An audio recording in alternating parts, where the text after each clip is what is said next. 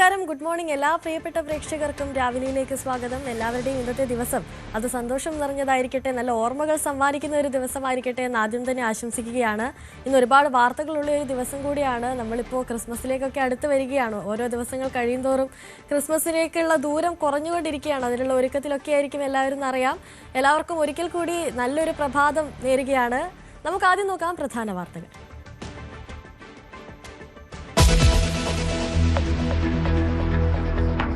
ശബരിമല സ്വർണ്ണക്കൊള്ളയിൽ ഉണ്ണികൃഷ്ണൻ പോറ്റിക്ക് 1.5 കോടി രൂപ നൽകിയെന്ന് ബെല്ലാരിയിലെ വ്യാപാരി. രേഖകൾ ഗോവർദ്ധൻ SITക്ക് കൈമാറി. സ്മാർട്ട് ക്രിയേഷൻ സ്ഥാപകൻ പങ്കജ് ഭണ്ഡാരിയെ കസ്റ്റഡിയിൽ വാങ്ങി ചോദ്യം ചെയ്യും.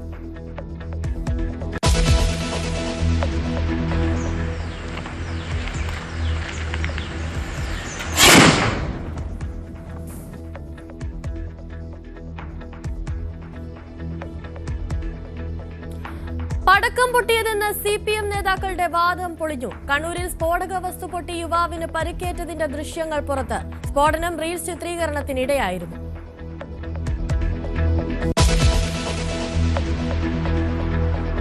തദ്ദേശ ജനപ്രതിനിധികളുടെ സത്യപ്രതിജ്ഞ നാളെ. മേയർ, മുനിസിപ്പൽ ചെയർപേഴ്സൺ സ്ഥാനത്തേക്കുള്ള തെരഞ്ഞെടുപ്പ് 26-ന്. ഗ്രാമ, ബ്ലോക്ക്, ജില്ലാ പഞ്ചായത്ത് പ്രസിഡന്റ് തെരഞ്ഞെടുപ്പ് 27-ന് തിരുവനന്തപുരം. കൊച്ചി അടക്കം മേയർ സ്ഥാനത്തിൽ തീരുമാനമായിട്ടില്ല.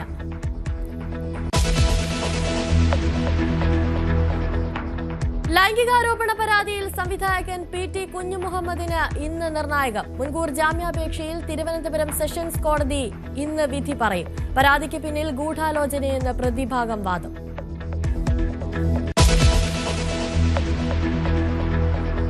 ബംഗ്ലാദേശിൽ വ്യാപക പ്രതിഷേധം തുടരുന്നു. ഉസ്മാൻ ഹാദിയുടെ മൃതദേഹം ധാക്കയിലെത്തിച്ചു. ഇന്ന് ഖബറടക്കം. ജനങ്ങൾ ശാന്തത പാലിക്കണമെന്ന് ഇടക്കാല സർക്കാർ.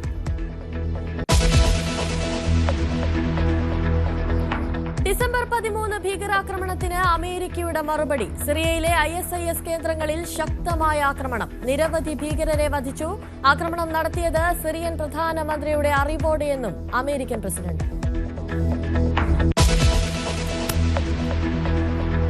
അഞ്ചാം T20യിൽ ദക്ഷിണാഫ്രിക്കയെ തകർത്ത് ഇന്ത്യക്ക് പരമ്പര. 232 റൺസ് വിജയലക്ഷ്യം പിന്തുടർന്ന ദക്ഷിണാഫ്രിക്കയ്ക്ക് നേടാനായത് 201 റൺസ്. സഞ്ജുവും തിലക് വർമ്മയും ഹാർദിക് പാണ്ഡ്യയും വരുൺ ചക്രവർത്തിയും തിളങ്ങി.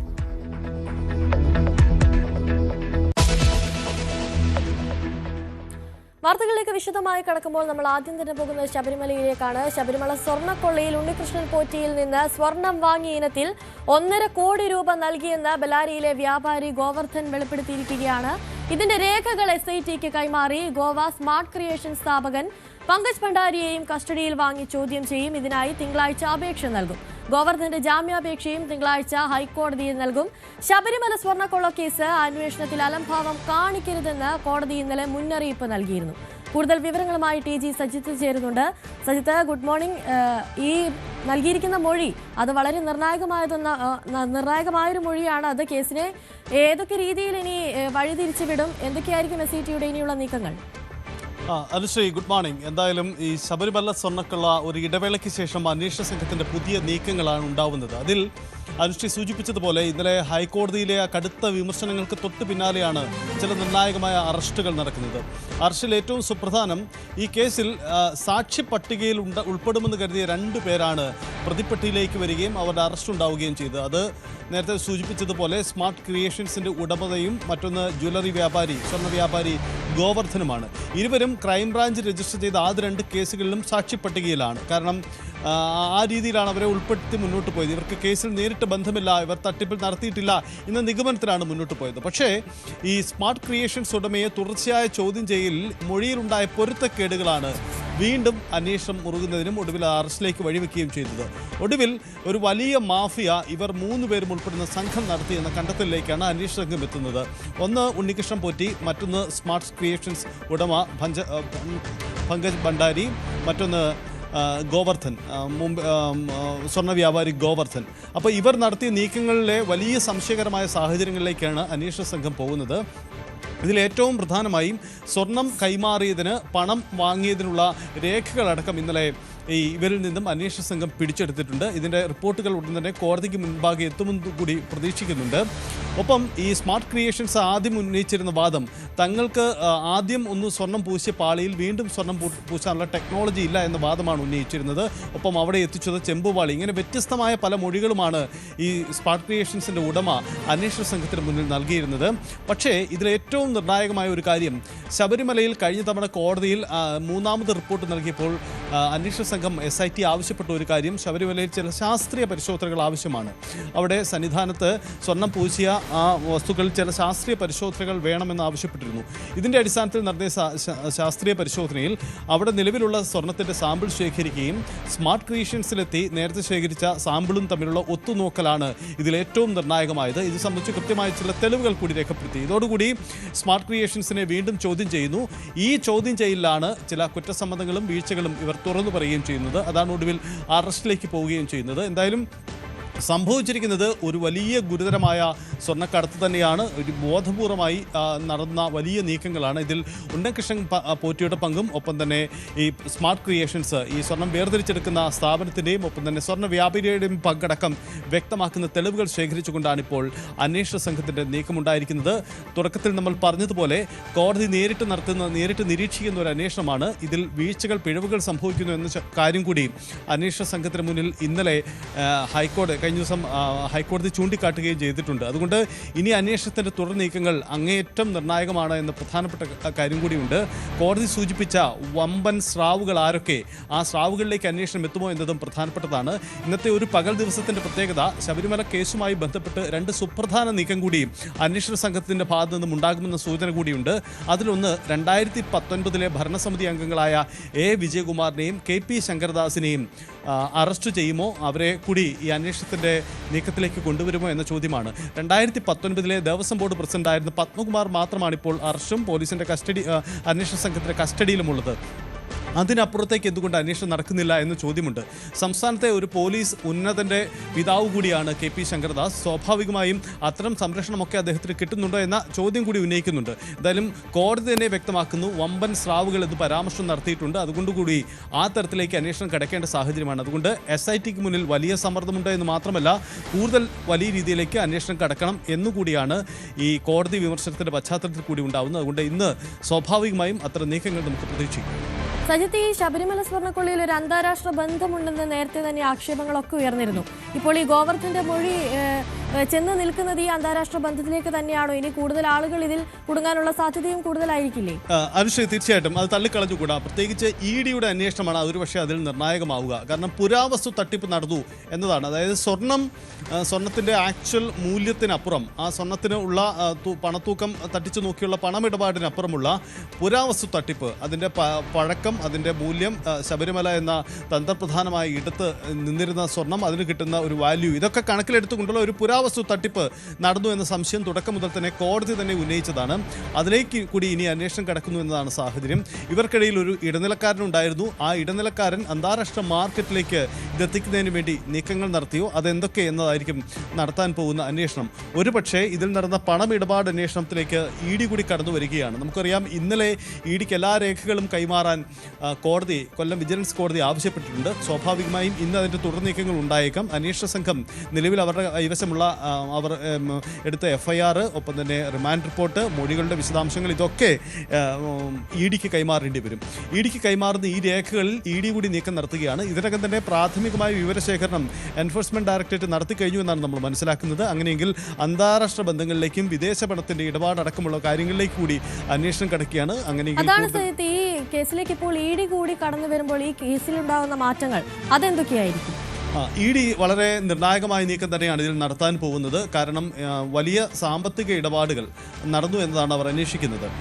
ഇതിൽ വിദേശ പണത്തിൻ്റെ ഇടപാടടക്കം നടന്നു. അതിൽ ആ നീക്കങ്ങളിലേക്ക് അന്വേഷണം കിടക്കുമ്പോൾ നിലവിൽ SIT നടത്തിയ അന്വേഷണം ഒരു വട്ടം കൂടി ഒരുപക്ഷെ SITയുടെ കസ്റ്റഡിയിലുള്ള പ്രതികളെ വീണ്ടും വിളിച്ചു വരുത്താനോ അല്ലെങ്കിൽ അവരെ കസ്റ്റഡിയിൽ വാങ്ങാനുള്ള അപേക്ഷ നൽകാനോ ഉള്ള നീക്കങ്ങളൊക്കെ EDയുടെ ഭാഗത്തു നിന്നും ഉണ്ടാകും. അങ്ങനെയെങ്കിൽ ഈ സ്വർണ്ണക്കടത്തിൽ നടന്ന സാമ്പത്തിക കുറ്റകൃത്യങ്ങൾ, അതാണ് പ്രധാനമായും അന്വേഷിക്കുന്നത്. EDക്ക് മുന്നിലേക്ക് വരുന്ന വിഷയം അതാണ്. അത് സ്വാഭാവികമായും ആ തരത്തിലേക്ക് തന്നെ അന്വേഷണം കടക്കാൻ തന്നെയാണ് സാധ്യത. അവിടെയാണ് പുരാവസ്തു തട്ടിപ്പ് അടക്കമുള്ള മറ്റ് വിഷയങ്ങളിലേക്ക് കൂടി അന്വേഷണം കടന്നു പോകാനുള്ള സാധ്യത.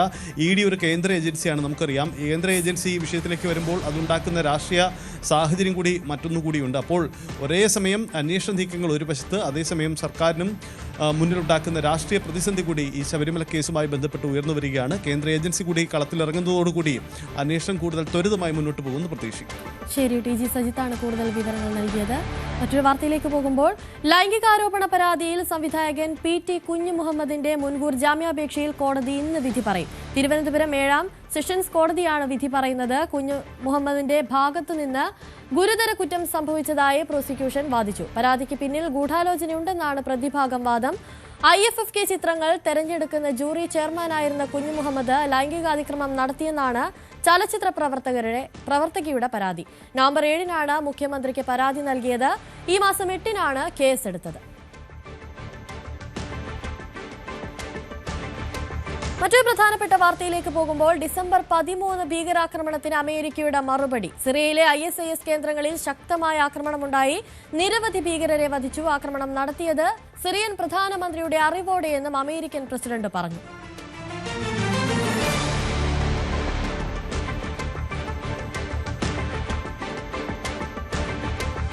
കൂടുതൽ വിവരങ്ങളുമായി രഞ്ജിത്ത് രാമചന്ദ്രൻ ചേരുന്നുണ്ട്. രഞ്ജിത്ത്, നേരത്തെ തന്നെ അമേരിക്കയുടെ ഭാഗത്ത് നിന്നൊരു മുന്നറിയിപ്പുണ്ടായിരുന്നു.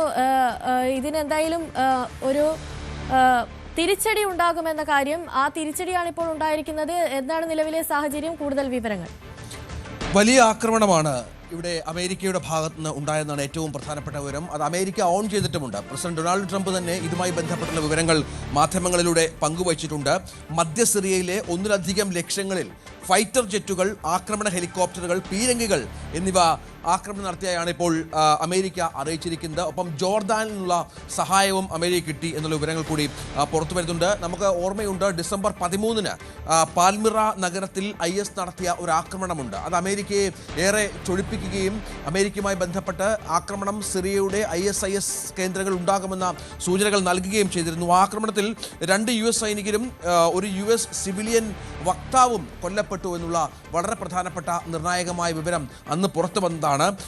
അന്ന് തന്നെ IS ശക്തി കേന്ദ്രങ്ങൾക്കെതിരെ അതിശക്തമായ ആക്രമണം തങ്ങളുടെ ഭാഗത്ത് ഉണ്ടാകും എന്ന് അമേരിക്ക വ്യക്തമാക്കിയ ഒരു പശ്ചാത്തലമുണ്ട്. കൃത്യമായ തിരിച്ചടിയാണ് ഇതെന്ന്. അതായത് സിറിയൻ പ്രസിഡന്റിന് അധികാരമില്ലാത്ത അല്ലെങ്കിൽ വലിയ സ്വാധീനമില്ലാത്ത കേന്ദ്രങ്ങളിൽ നിന്നാണ് അമേരിക്ക നേരെ ആക്രമണം ഉണ്ടായിരുന്നത്. ആ സമയത്ത് അത് ISISന്റെ ശക്തി കേന്ദ്രങ്ങളാണ്.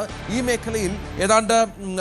മേഖല റാഖ, ദെയ്ർ എസ് സോർ എന്നീ നഗരങ്ങൾ, അവിടെയാണ് അതിന് സമീപത്തുള്ള ISIS കേന്ദ്രങ്ങളിലാണ് ആക്രമണം ഉണ്ടായിരിക്കുന്നത്. ഇവിടെ ഏതാണ്ട് 5000 മുതൽ 7000 വരെ ഭീകരർ ഉണ്ട് എന്നാണ് അമേരിക്കയുടെ കണക്കുകൂട്ടൽ. അവർ സിറിയൻ പ്രസിഡന്റിന്റെ സമ്മതത്തോടെ, അദ്ദേഹത്തിന്റെ അനുവാദത്തോടെ, പിന്തുണയോടെയാണ് ആക്രമണം എന്ന് പറയുമ്പോൾ സിറിയയ്ക്കുള്ളിൽ ഉണ്ടാകുന്ന ആക്രമണത്തിന് അവിടുത്തെ പ്രസിഡന്റ് പിന്തുണ നൽകുന്നു എന്നാണ് ഏറ്റവും പ്രധാനപ്പെട്ട കാര്യം. അതിന് കാരണമായി അമേരിക്ക പറയുന്നത് ഈ IS ഭീകരരെ തുരത്തുക എന്ന് പറയുന്നത് ഏറ്റവും പ്രധാനപ്പെട്ട ലക്ഷ്യം സിറിയയ്ക്കുമുണ്ട്. കാരണം സിറിയയുടെ ഔദ്യോഗിക സംവിധാനങ്ങളുടെ ഭാഗമല്ല IS ഭീകരർ എന്നുള്ള പ്രധാനപ്പെട്ട ഒരു വിവരം കൂടിയുണ്ട്. ഈ സിറിയയുടെ മധ്യഭാഗത്താണ് ഈ പ്രദേശങ്ങൾ നിലനിൽക്കുന്നത് എന്ന് ഓർക്കണം. ഇവിടെ യുദ്ധവിമാനങ്ങൾ, ഹെലികോപ്റ്ററുകൾ, പീരങ്കി അടക്കമുള്ള ആയുധങ്ങൾ ഉപയോഗിച്ചുള്ള അതിശക്തമായ ആക്രമണമായിരുന്നു. ഈ ഭീകരരുമായി ബന്ധപ്പെട്ട് ഈ മേഖലകളുടെ അവരുടെ ആയുധ സംഭരണ കേന്ദ്രങ്ങൾ, ഇവർ ഒളിച്ചിരിക്കുന്ന ചില ബങ്കറുകൾ ഒക്കെ ഉണ്ട്. അതൊക്കെ തകർത്തു എന്ന് അമേരിക്ക പറയുന്നുണ്ട്. കൊല്ലപ്പെട്ടവരുടെ എണ്ണം സംബന്ധിച്ച് കൃത്യമായ ഒരു വിവരം അന്താരാഷ്ട്ര മാധ്യമങ്ങൾ കൂടി പുറത്തുവിടുന്നില്ല. അത് 10-ലധികം ഭീകരർ എന്നുള്ള വിവരം മാത്രമാണ് ഇപ്പോൾ ലഭ്യമാകുന്നത് എന്നുള്ളതാണ് ഏറ്റവും പ്രധാനപ്പെട്ട വിവരം. അതായത് ഇസ്ലാമിക് സ്റ്റേറ്റിൻ്റെ അടിസ്ഥാന സൗകര്യങ്ങളുണ്ട്. അവർക്ക് ഈ അടിസ്ഥാന സൗകര്യങ്ങൾ ഒരുക്കി കൊടുക്കുന്നുണ്ട്. അവരുടെ ആയുധ സംഭരണ കേന്ദ്രങ്ങളുണ്ട്. ഒപ്പം ഇവർക്ക് പണം സൂക്ഷിച്ചിരിക്കുന്ന നിരവധിയായ കാര്യങ്ങളുണ്ട്. ഇവർക്ക് നമുക്കറിയാം പല രാജ്യങ്ങളിൽ നിന്ന് IS ഭീകരർക്ക് സഹായങ്ങൾ ലഭിക്കുന്നുണ്ട് എന്നുള്ള വിവരങ്ങളൊക്കെ നേരത്തെ പുറത്തു വന്നിരുന്നു. അത് പൂർണ്ണമായും ഇല്ലാതാക്കുക എന്നുള്ളതാണ് അമേരിക്കൻ പ്രതിരോധ സെക്രട്ടറി പീറ്റ് ഹെക്സത്ത് വ്യക്തമാക്കിയത്. ഓപ്പറേഷൻ ഹോക്കി എന്നാണ് ഈ ഓപ്പറേഷന് അമേരിക്ക പേരിട്ടത്. നിരവധി ലക്ഷ്യസ്ഥാനങ്ങളിൽ തങ്ങളുടെ ലക്ഷ്യം കണ്ടു എന്ന് അമേരിക്ക വളരെ വ്യക്തമായി തന്നെ പറയുന്നുണ്ട്. നിങ്ങൾ അമേരിക്കക്കാരെ ലക്ഷ്യമിട്ടാൽ ശേഷിക്കുന്ന ജീവിതം വേട്ടയാടപ്പെടും എന്നാണ് അമേരിക്കയുടെയും മുന്നറിയിപ്പ്. പ്രസിഡന്റ് ട്രംപ് ഇതാണ് പറയുന്നത്. സിറിയയിൽ ഭീകരവാദത്തിനെതിരായ പ്രവർത്തനം തുടരുമെന്നും പ്രതിരോധ സെക്രട്ടറി വ്യക്തമാക്കുന്ന ഒരു പശ്ചാത്തലം കൂടിയുണ്ട്. നേരത്തെ പറഞ്ഞതുപോലെ സിറിയയിലും ഇറാഖിലുമായി 7000-ഓളം ISIS ഭീകരരുണ്ട് എന്നുള്ള കണക്ക് അമേരിക്കയുടെ ഭാഗത്ത് ഉണ്ട്. 2015 മുതൽ അമേരിക്കൻ സേനയുടെ സാന്നിധ്യം സിറിയയിലുണ്ട് എന്ന് നമുക്കറിയാം. ഇതിപ്പോൾ കുറച്ചുകൂടി ഈ പുതിയ സംഭവവികാസങ്ങളുടെ പശ്ചാത്തലത്തിൽ പക്ഷേ സേനാ സാന്നിധ്യം വിപുലമാക്കാനും അമേരിക്ക ആഗ്രഹിക്കുന്നുണ്ട് എന്നുള്ള വിവരം കൂടി പുറത്തു വരുന്നുണ്ട്. ഇതൊരു യുദ്ധത്തിന്റെ തുടക്കമല്ല എന്നാണ് അമേരിക്കയുടെ പ്രസിഡന്റ് പറയുന്നത്. ഇതൊരു പ്രതികാര നടപടി മാത്രമാണ്. ഇത്തരം ആക്രമണങ്ങൾ ഇനിയും IS കേന്ദ്രങ്ങളിൽ ഉണ്ടാകുമെന്ന മുന്നറിയിപ്പ് കൂടി പ്രസിഡന്റ് നൽകുന്ന ഒരു പശ്ചാത്തലം കൂടിയുണ്ട്. വലിയ തോതിലുള്ള US സെൻട്രൽ കമാൻഡ് സെൻട്രോം എന്ന് പറയുന്ന US സെൻട്രൽ കമാൻഡ് പുറത്തുവിടുന്ന വിവരമനുസരിച്ച് ISനെതിരെ US വലിയ തോതിലുള്ള ആക്രമണം ആരംഭിച്ചു കഴിഞ്ഞു. അതായത് ഇറാഖിലും സിറിയയുമായി ബന്ധപ്പെട്ട ആക്രമണം നടത്തി. ഇറാഖിലും സമാനമായ ആക്രമണം ഉണ്ടാകുമെന്നുള്ള മുന്നറിയിപ്പ് നൽകുന്നുണ്ട്. നമുക്കറിയാം യൂറോപ്പ്, ആഫ്രിക്ക, ഇൻഡോ പസഫിക് എന്നിവിടങ്ങളിലെ അമേരിക്കൻ സൈനിക പ്രവർത്തനങ്ങൾക്ക് നേതൃത്വം നൽകുന്ന ഈ സെൻകോം തന്നെ ഈ പാൽമിറയിലെ ആക്രമണം അതിനുള്ള പ്രതികാര നടപടികൾ ഉണ്ടാകുമെന്ന് വ്യക്തമാക്കിയ പശ്ചാത്തലം കൂടി ഇതിനോട് ചേർത്ത് വെക്കണം. അതേസമയം ഇതിനുള്ള 2019 മുതൽ അമേരിക്ക വലിയ തോതിൽ ISനെതിരെയുള്ള നിരീക്ഷണങ്ങൾ ശക്തമാക്കിയ ഒരു പശ്ചാത്തലം കൂടി ഇതിനോട് ചേർത്ത് വെക്കണം. ഒപ്പം ISനെതിരായ പ്രചാരണത്തിന്റെ ഭാഗമായി ഇപ്പോൾ സിറിയയിൽ മറ്റു സേനകളെ പരിശീലിപ്പിക്കാനുള്ള ശ്രമങ്ങൾ കൂടി അമേരിക്ക കുറച്ചുകൂടി വ്യാപകമാക്കുന്നു എന്ന വിവരങ്ങൾ പുറത്തു വരുന്നത്. അത്തരത്തിൽ ഇനി വരും ദിവസങ്ങളിലും അമേരിക്ക വെറുതെ ഇരിക്കില്ല എന്നുള്ള സൂചനകൾ തന്നെയാണ് നൽകുന്നത്. ശരി, രഞ്ജിത്ത് രാമചന്ദ്രനാണ് വിവരങ്ങൾ നൽകിയത്. ബംഗ്ലാദേശിലേക്ക് പോകുമ്പോൾ അവിടെ വ്യാപക പ്രതിഷേധവും ആക്രമണങ്ങളും തുടരുകയാണ്. ജൻസി പ്രക്ഷോഭ നേതാവ് ഉസ്മാൻ ഹാദിയുടെ മൃതദേഹം സിംഗപ്പൂരിൽ നിന്ന് ധാക്കയിലെത്തിച്ചു. ഇന്ന് ഖബറടക്കം നടത്തും.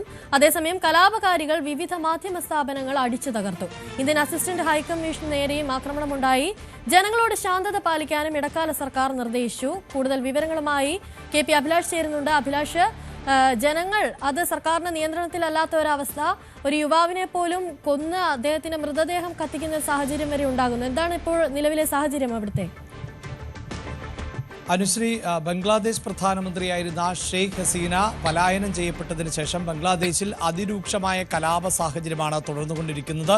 ബംഗ്ലാദേശിൽ ഒരു തെരഞ്ഞെടുപ്പ് തീയതി പ്രഖ്യാപിച്ചതിന് തൊട്ടു പിന്നാലെയായിരുന്നു ഈ ജൻസി പ്രക്ഷോഭത്തിന്, അതായത് സർക്കാരിനെ താഴെയിറക്കിയ പ്രക്ഷോഭത്തിന് നേതൃത്വം നൽകിയിരുന്ന ഇൻക്വിലാബ് മഞ്ചിന്റെ കൺവീനർ ആയിട്ടുള്ള ഉസ്മാൻ ഹാദിയ കൊല്ലപ്പെട്ടത്. ഉസ്മാൻ ഹാദിക്ക് നേരെ വെടിവെപ്പ് ഉണ്ടാവുകയാണ് ചെയ്തത്. ഉസ്മാൻ ഹാദിയെ വിദഗ്ധ ചികിത്സയ്ക്ക് വേണ്ടി സിംഗപ്പൂരിൽ എത്തിച്ചുവെങ്കിലും പിന്നീട് മരണം സ്ഥിരീകരിക്കുകയാണ് ചെയ്തത്. ഇതോടുകൂടിയാണ് ഉസ്മാൻ ഹാദിയുടെ അനുകൂലികളും ഇൻക്വിലാബ് മഞ്ചിന്റെ പ്രവർത്തകരും തെരുവിലേക്ക് ഇറങ്ങുകയും ആ തെരുവിലേക്ക് ഇറങ്ങി പ്രക്ഷോഭം അക്രമമായി മാറുകയും ചെയ്തത്. വ്യാപകമായ കലാപ സമാനമായ സാഹചര്യം ഇപ്പോഴും ബംഗ്ലാദേശിൽ തുടരുക തന്നെയാണ്.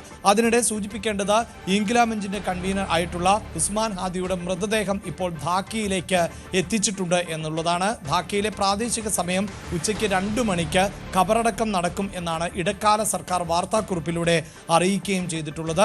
നാഷണൽ പാർലമെന്റ് ബിൽഡിംഗിന്റെ സൗത്ത് പ്ലാസയിൽ ആയിരിക്കും ഈ ഖബറടക്ക ശുശ്രൂഷകൾ നടക്കുക എന്നതാണ് ഇടക്കാല സർക്കാരിന്റെ അറിയിപ്പായി വന്നിട്ടുള്ളത്. അതേസമയം ഇൻക്വിലാബ് മഞ്ച് അവരുടെ സോഷ്യൽ മീഡിയ പ്ലാറ്റ്ഫോമിലൂടെ വ്യക്തമാക്കിയിട്ടുള്ളത് മണിക് മിയ അവന്യൂവിൽ ആയിരിക്കും സംസ്കാര ചടങ്ങിന്റെ പ്രാർത്ഥനകൾ നടക്കുക എന്നതാണ്. ഒപ്പം ഈ ഉസ്മാൻ ഹാദിയുടെ കുടുംബാംഗങ്ങൾ ഉസ്മാൻ ഹാദിയുടെ സ്മാരകം സ്മൃതി കുടീരം ഷഹബാഗിൽ നിർമ്മിക്കണം എന്ന ആവശ്യം കൂടി ഉന്നയിച്ചിട്ടുണ്ട്. അതോടൊപ്പം തന്നെ ദേശീയ കവി ആയിട്ടുള്ള ബംഗ്ലാദേശിൻ്റെ ദേശീയ കവി എന്നറിയപ്പെടുന്ന കാസിം നസ്രുൽ ഇസ്ലാമിൻ്റെ ശവകുടീരത്തിന് സമീപം ആയിരിക്കും ഈ മൃതദേഹം ഖബറടക്കുക എന്ന വിവരവും പുറത്തു വരുന്നുണ്ട്. പക്ഷേ ഇത് സംബന്ധിച്ചൊരു സ്ഥിരീകരണമില്ല. കാരണം നിലവിൽ ബംഗ്ലാദേശിൻ്റെ ഭരണം എന്നത് നൊബേൽ സമ്മാന ജേതാവ് കൂടിയായിട്ടുള്ള മുഹമ്മദ് യൂനിസിന്റെ നേതൃത്വത്തിലുള്ള ഇടക്കാല സർക്കാർ ആണ്. ആ സർക്കാരാണ് ഇപ്പോഴും തീരുമാനങ്ങൾ കൈക്കൊള്ളുന്നത്. പക്ഷേ ഇൻക്വിലാബ് മഞ്ചിന്റെ പ്രവർത്തകരുടെയും ഒപ്പം തന്നെ കൊല്ലപ്പെട്ട ഉസ്മാൻ ഹാദിയുടെ കുടുംബാംഗങ്ങളുടെയും ആവശ്യങ്ങൾ കൂടി പരിഗണിച്ചുകൊണ്ട് മാത്രമേ ഈ സംസ്കാര ചടങ്ങുകളുമായി ബന്ധപ്പെട്ട് തുടർ നടപടികൾ സ്വീകരിക്കുകയുള്ളൂ എന്നാണ് നമുക്ക് അറിയാൻ സാധിക്കുന്നത്. ഇപ്പോൾ ഉസ്മാൻ ഹാദിയുടെ മൃതദേഹം ധാക്കയിൽ എത്തിച്ച ഒരു സാഹചര്യത്തിൽ ജനങ്ങൾ കൂടുതൽ പ്രക്ഷോഭത്തിലേക്ക് പോകാനുള്ള സാധ്യതയുണ്ടോ? കൂടുതൽ അക്രമാസക്തരാകാനുള്ള സാധ്യതയുണ്ടോ? ഇതിലെന്തെങ്കിലും രീതിയിലുള്ള നടപടികൾ, നിയന്ത്രണങ്ങൾ സ്വീകരിക്കാൻ സർക്കാർ ഒരുങ്ങുന്നുണ്ടോ?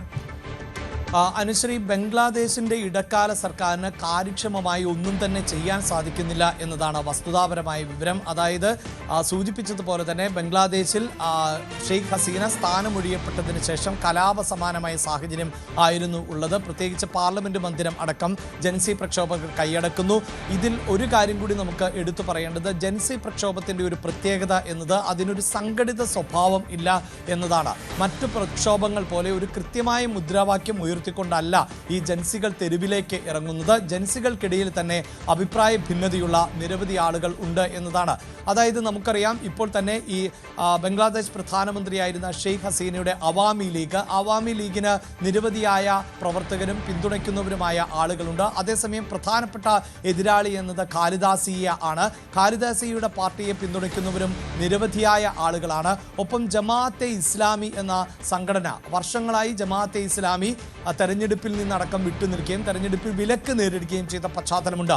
ജമാഅത്തെ ഇസ്ലാമിയെ പിന്തുടരുന്ന നിരവധിയായ ആളുകളുണ്ട്. ഇൻക്വിലാബ് മഞ്ചിനെ, അതായത് ഇപ്പോൾ കൊല്ലപ്പെട്ട ഉസ്മാൻ ഹാദിയെ നേതൃത്വം നൽകിയ സംഘടനയെ പിന്തുടരുന്ന ആളുകളുണ്ട്. ഇപ്പോഴിതാ അടുത്ത തെരഞ്ഞെടുപ്പ് പടിവാതിക്കൽ എത്തി നിൽക്കുമ്പോൾ നിലവിലെ പ്രധാനമന്ത്രിയായിരുന്ന ഷെയ്ഖ് ഹസീനയുടെ പൊളിറ്റിക്കൽ പാർട്ടിക്ക് അവിടെ വിലക്ക് ഏർപ്പെടുത്തിയിരിക്കുകയാണ്. അപ്പോൾ അവർ തെരുവിലേക്ക് ഇറങ്ങുന്നു. ഇങ്ങനെ തെരുവിൽ നടക്കുന്ന പ്രക്ഷോഭങ്ങൾക്ക് ഒരു അടിസ്ഥാനപരമായ സ്വഭാവമില്ല എന്നതാണ് ഈ ഇടക്കാല സർക്കാരിന് വലിയ തോതിൽ പ്രതിസന്ധിയിലാക്കുന്നത്. അതുകൊണ്ട് തന്നെ ഏതെങ്കിലും ഒരു മേഖലയിൽ കലാപം പൊട്ടിപ്പുറപ്പെടുമ്പോൾ അതിൻ്റെ സ്വഭാവമായിരിക്കില്ല മറ്റൊരു പ്രദേശത്തുണ്ടാകുന്ന കലാപത്തിന്. എന്തായാലും വലിയ തോതിൽ ഒരു വർഗീയ സംഘർഷത്തിനും ഇത് വഴിയൊരുക്കിയിട്ടുണ്ട്. ബംഗ്ലാദേശിലെ ന്യൂനപക്ഷം എന്ന് പറയുന്നത് ഹിന്ദു സമുദായത്തിൽപ്പെട്ടവരാണ്. ഈ ഹിന്ദു വിഭാഗത്തിൽപ്പെട്ടവരെ തെരഞ്ഞു പിടിച്ച് ആക്രമിക്കുന്നു എന്നുള്ളത് നേരത്തെ തന്നെ ഉയർന്നു വന്നിട്ടുള്ള വിമർശനമാണ്. ഇപ്പോഴിതാ ഏറ്റവും ഒടുവിലായി കഴിഞ്ഞ ദിവസം ഫലൂക ഉപസില എന്ന് പറയുന്ന മേഖലയിലെ ദീപു ചന്ദ്രദാസ് എന്ന ഹിന്ദു വിഭാഗത്തിൽപ്പെട്ട യുവാവിനെ അതിക്രൂരമായാണ് കൊലപാതകികൾ ആക്രമിച്ച് കൊലപ്പെടുത്തിയത് എന്നാണ് മാധ്യമങ്ങൾ റിപ്പോർട്ട് ചെയ്യുന്നത്. മതനിന്ദ ആരോപിച്ചുകൊണ്ടായിരുന്നു ഈ ദീപു ചന്ദ്രദാസിനെ ഇവർ കൊലപ്പെടുത്തിയത് എന്നതാണ് മാധ്യമ റിപ്പോർട്ടുകൾ. അതോടൊപ്പം തന്നെ കഴിഞ്ഞ ദിവസമായിരുന്നു ധാക്കയിലെ അല്ലെങ്കിൽ ബംഗ്ലാദേശിലെ ഏറ്റവും വലിയ മാധ്യമ സ്ഥാപനങ്ങളായ ഡെയിലി സ്റ്റാർ ഒപ്പം പ്രൊത്തോം ആലോ എന്ന ഈ മാധ്യമ സ്ഥാപനങ്ങൾക്ക് നേരെ വലിയ തോതിലുള്ള ആക്രമണം ഉണ്ടായത്. വളരെ കൃത്യമായി പറഞ്ഞാൽ ഓരോ സംഘടിത സ്വഭാവവും ഉള്ള പ്രക്ഷോഭകർക്ക് അവരുടെ ആവശ്യങ്ങൾ എന്നത് വ്യത്യസ്തമാണ്. ആ ആവശ്യങ്ങൾ നേടിയെടുക്കുന്നതിന് വേണ്ടി അവർ കലാപം നടത്തുന്ന ഒരു സാഹചര്യമാണുള്ളത്. ഇവിടെയാണ് ഈ സർക്കാർ വലിയ പ്രതിസന്ധിയിലേക്ക് പോകുന്നത്. ഇപ്പോഴാകട്ടെ ഈ സർക്കാരിൻ്റെ ഉപദേഷ്ടാവ് കൂടിയായിട്ടുള്ള ലഫ്റ്റനന്റ് ജനറൽ ജഹാംഗീർ ആലം ചൗധരി രാജിവെക്കണം എന്ന ഒരു ആവശ്യം ആണ് ഇൻക്വിലാബ് മഞ്ച് ഉയർത്തുന്നത്. കാരണം ഈ ജൻസി പ്രക്ഷോഭത്തിന് നേതൃത്വം നൽകിയ ഉസ്മാൻ ഹാദിയെ കൊല്ലപ്പെട്ടത് മദ്രസയിൽ നിന്ന് പുറത്തേക്ക് പോകുന്ന ഒരു സമയത്താണ് 2 പേർ ആണ് ബൈക്കിൽ എത്തി വെടിയുതിർത്തത്. അജ്ഞാതരായി ഇവർ എവിടേക്ക് രക്ഷപ്പെട്ടു എന്നതിൽ വ്യക്തതയില്ല. ഇവർക്ക് വേണ്ടിയുള്ള തെരച്ചിൽ തുടരുകയാണ്. ഇവർ ഇന്ത്യയിലേക്കാണ് കടന്നത് എന്ന തരത്തിൽ ഇന്ത്യ വിരുദ്ധമായ മുദ്രാവാക്യങ്ങൾ അടക്കം ഉയർത്തിക്കൊണ്ടാണ് ഇൻക്വിലാബ് മഞ്ചിന്റെ പ്രവർത്തകർ പ്രതിഷേധിക്കുന്നത്.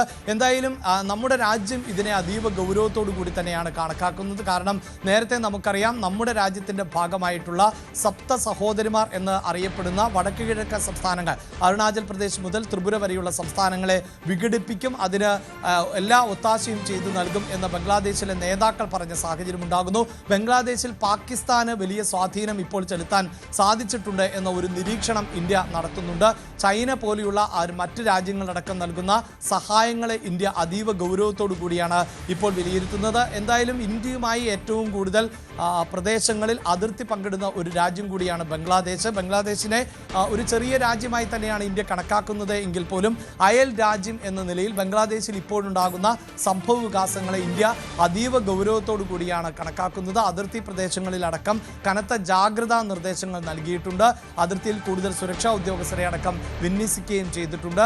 ബംഗ്ലാദേശിൽ ഒരുപക്ഷെ അനുശ്രീ സൂചിപ്പിക്കുന്നത് പോലെ ഇന്നത്തെ ദിവസം കൂടുതൽ വൈകാരികമായ പ്രതിഷേധങ്ങൾക്ക് സാധ്യതയുണ്ട്. പക്ഷേ അപ്പോഴും നമ്മൾ ഓർക്കേണ്ടത് അത് ഇൻക്വിലാബ് മഞ്ചിന്റെ പ്രവർത്തകരുടെ പ്രതിഷേധം ആണ്.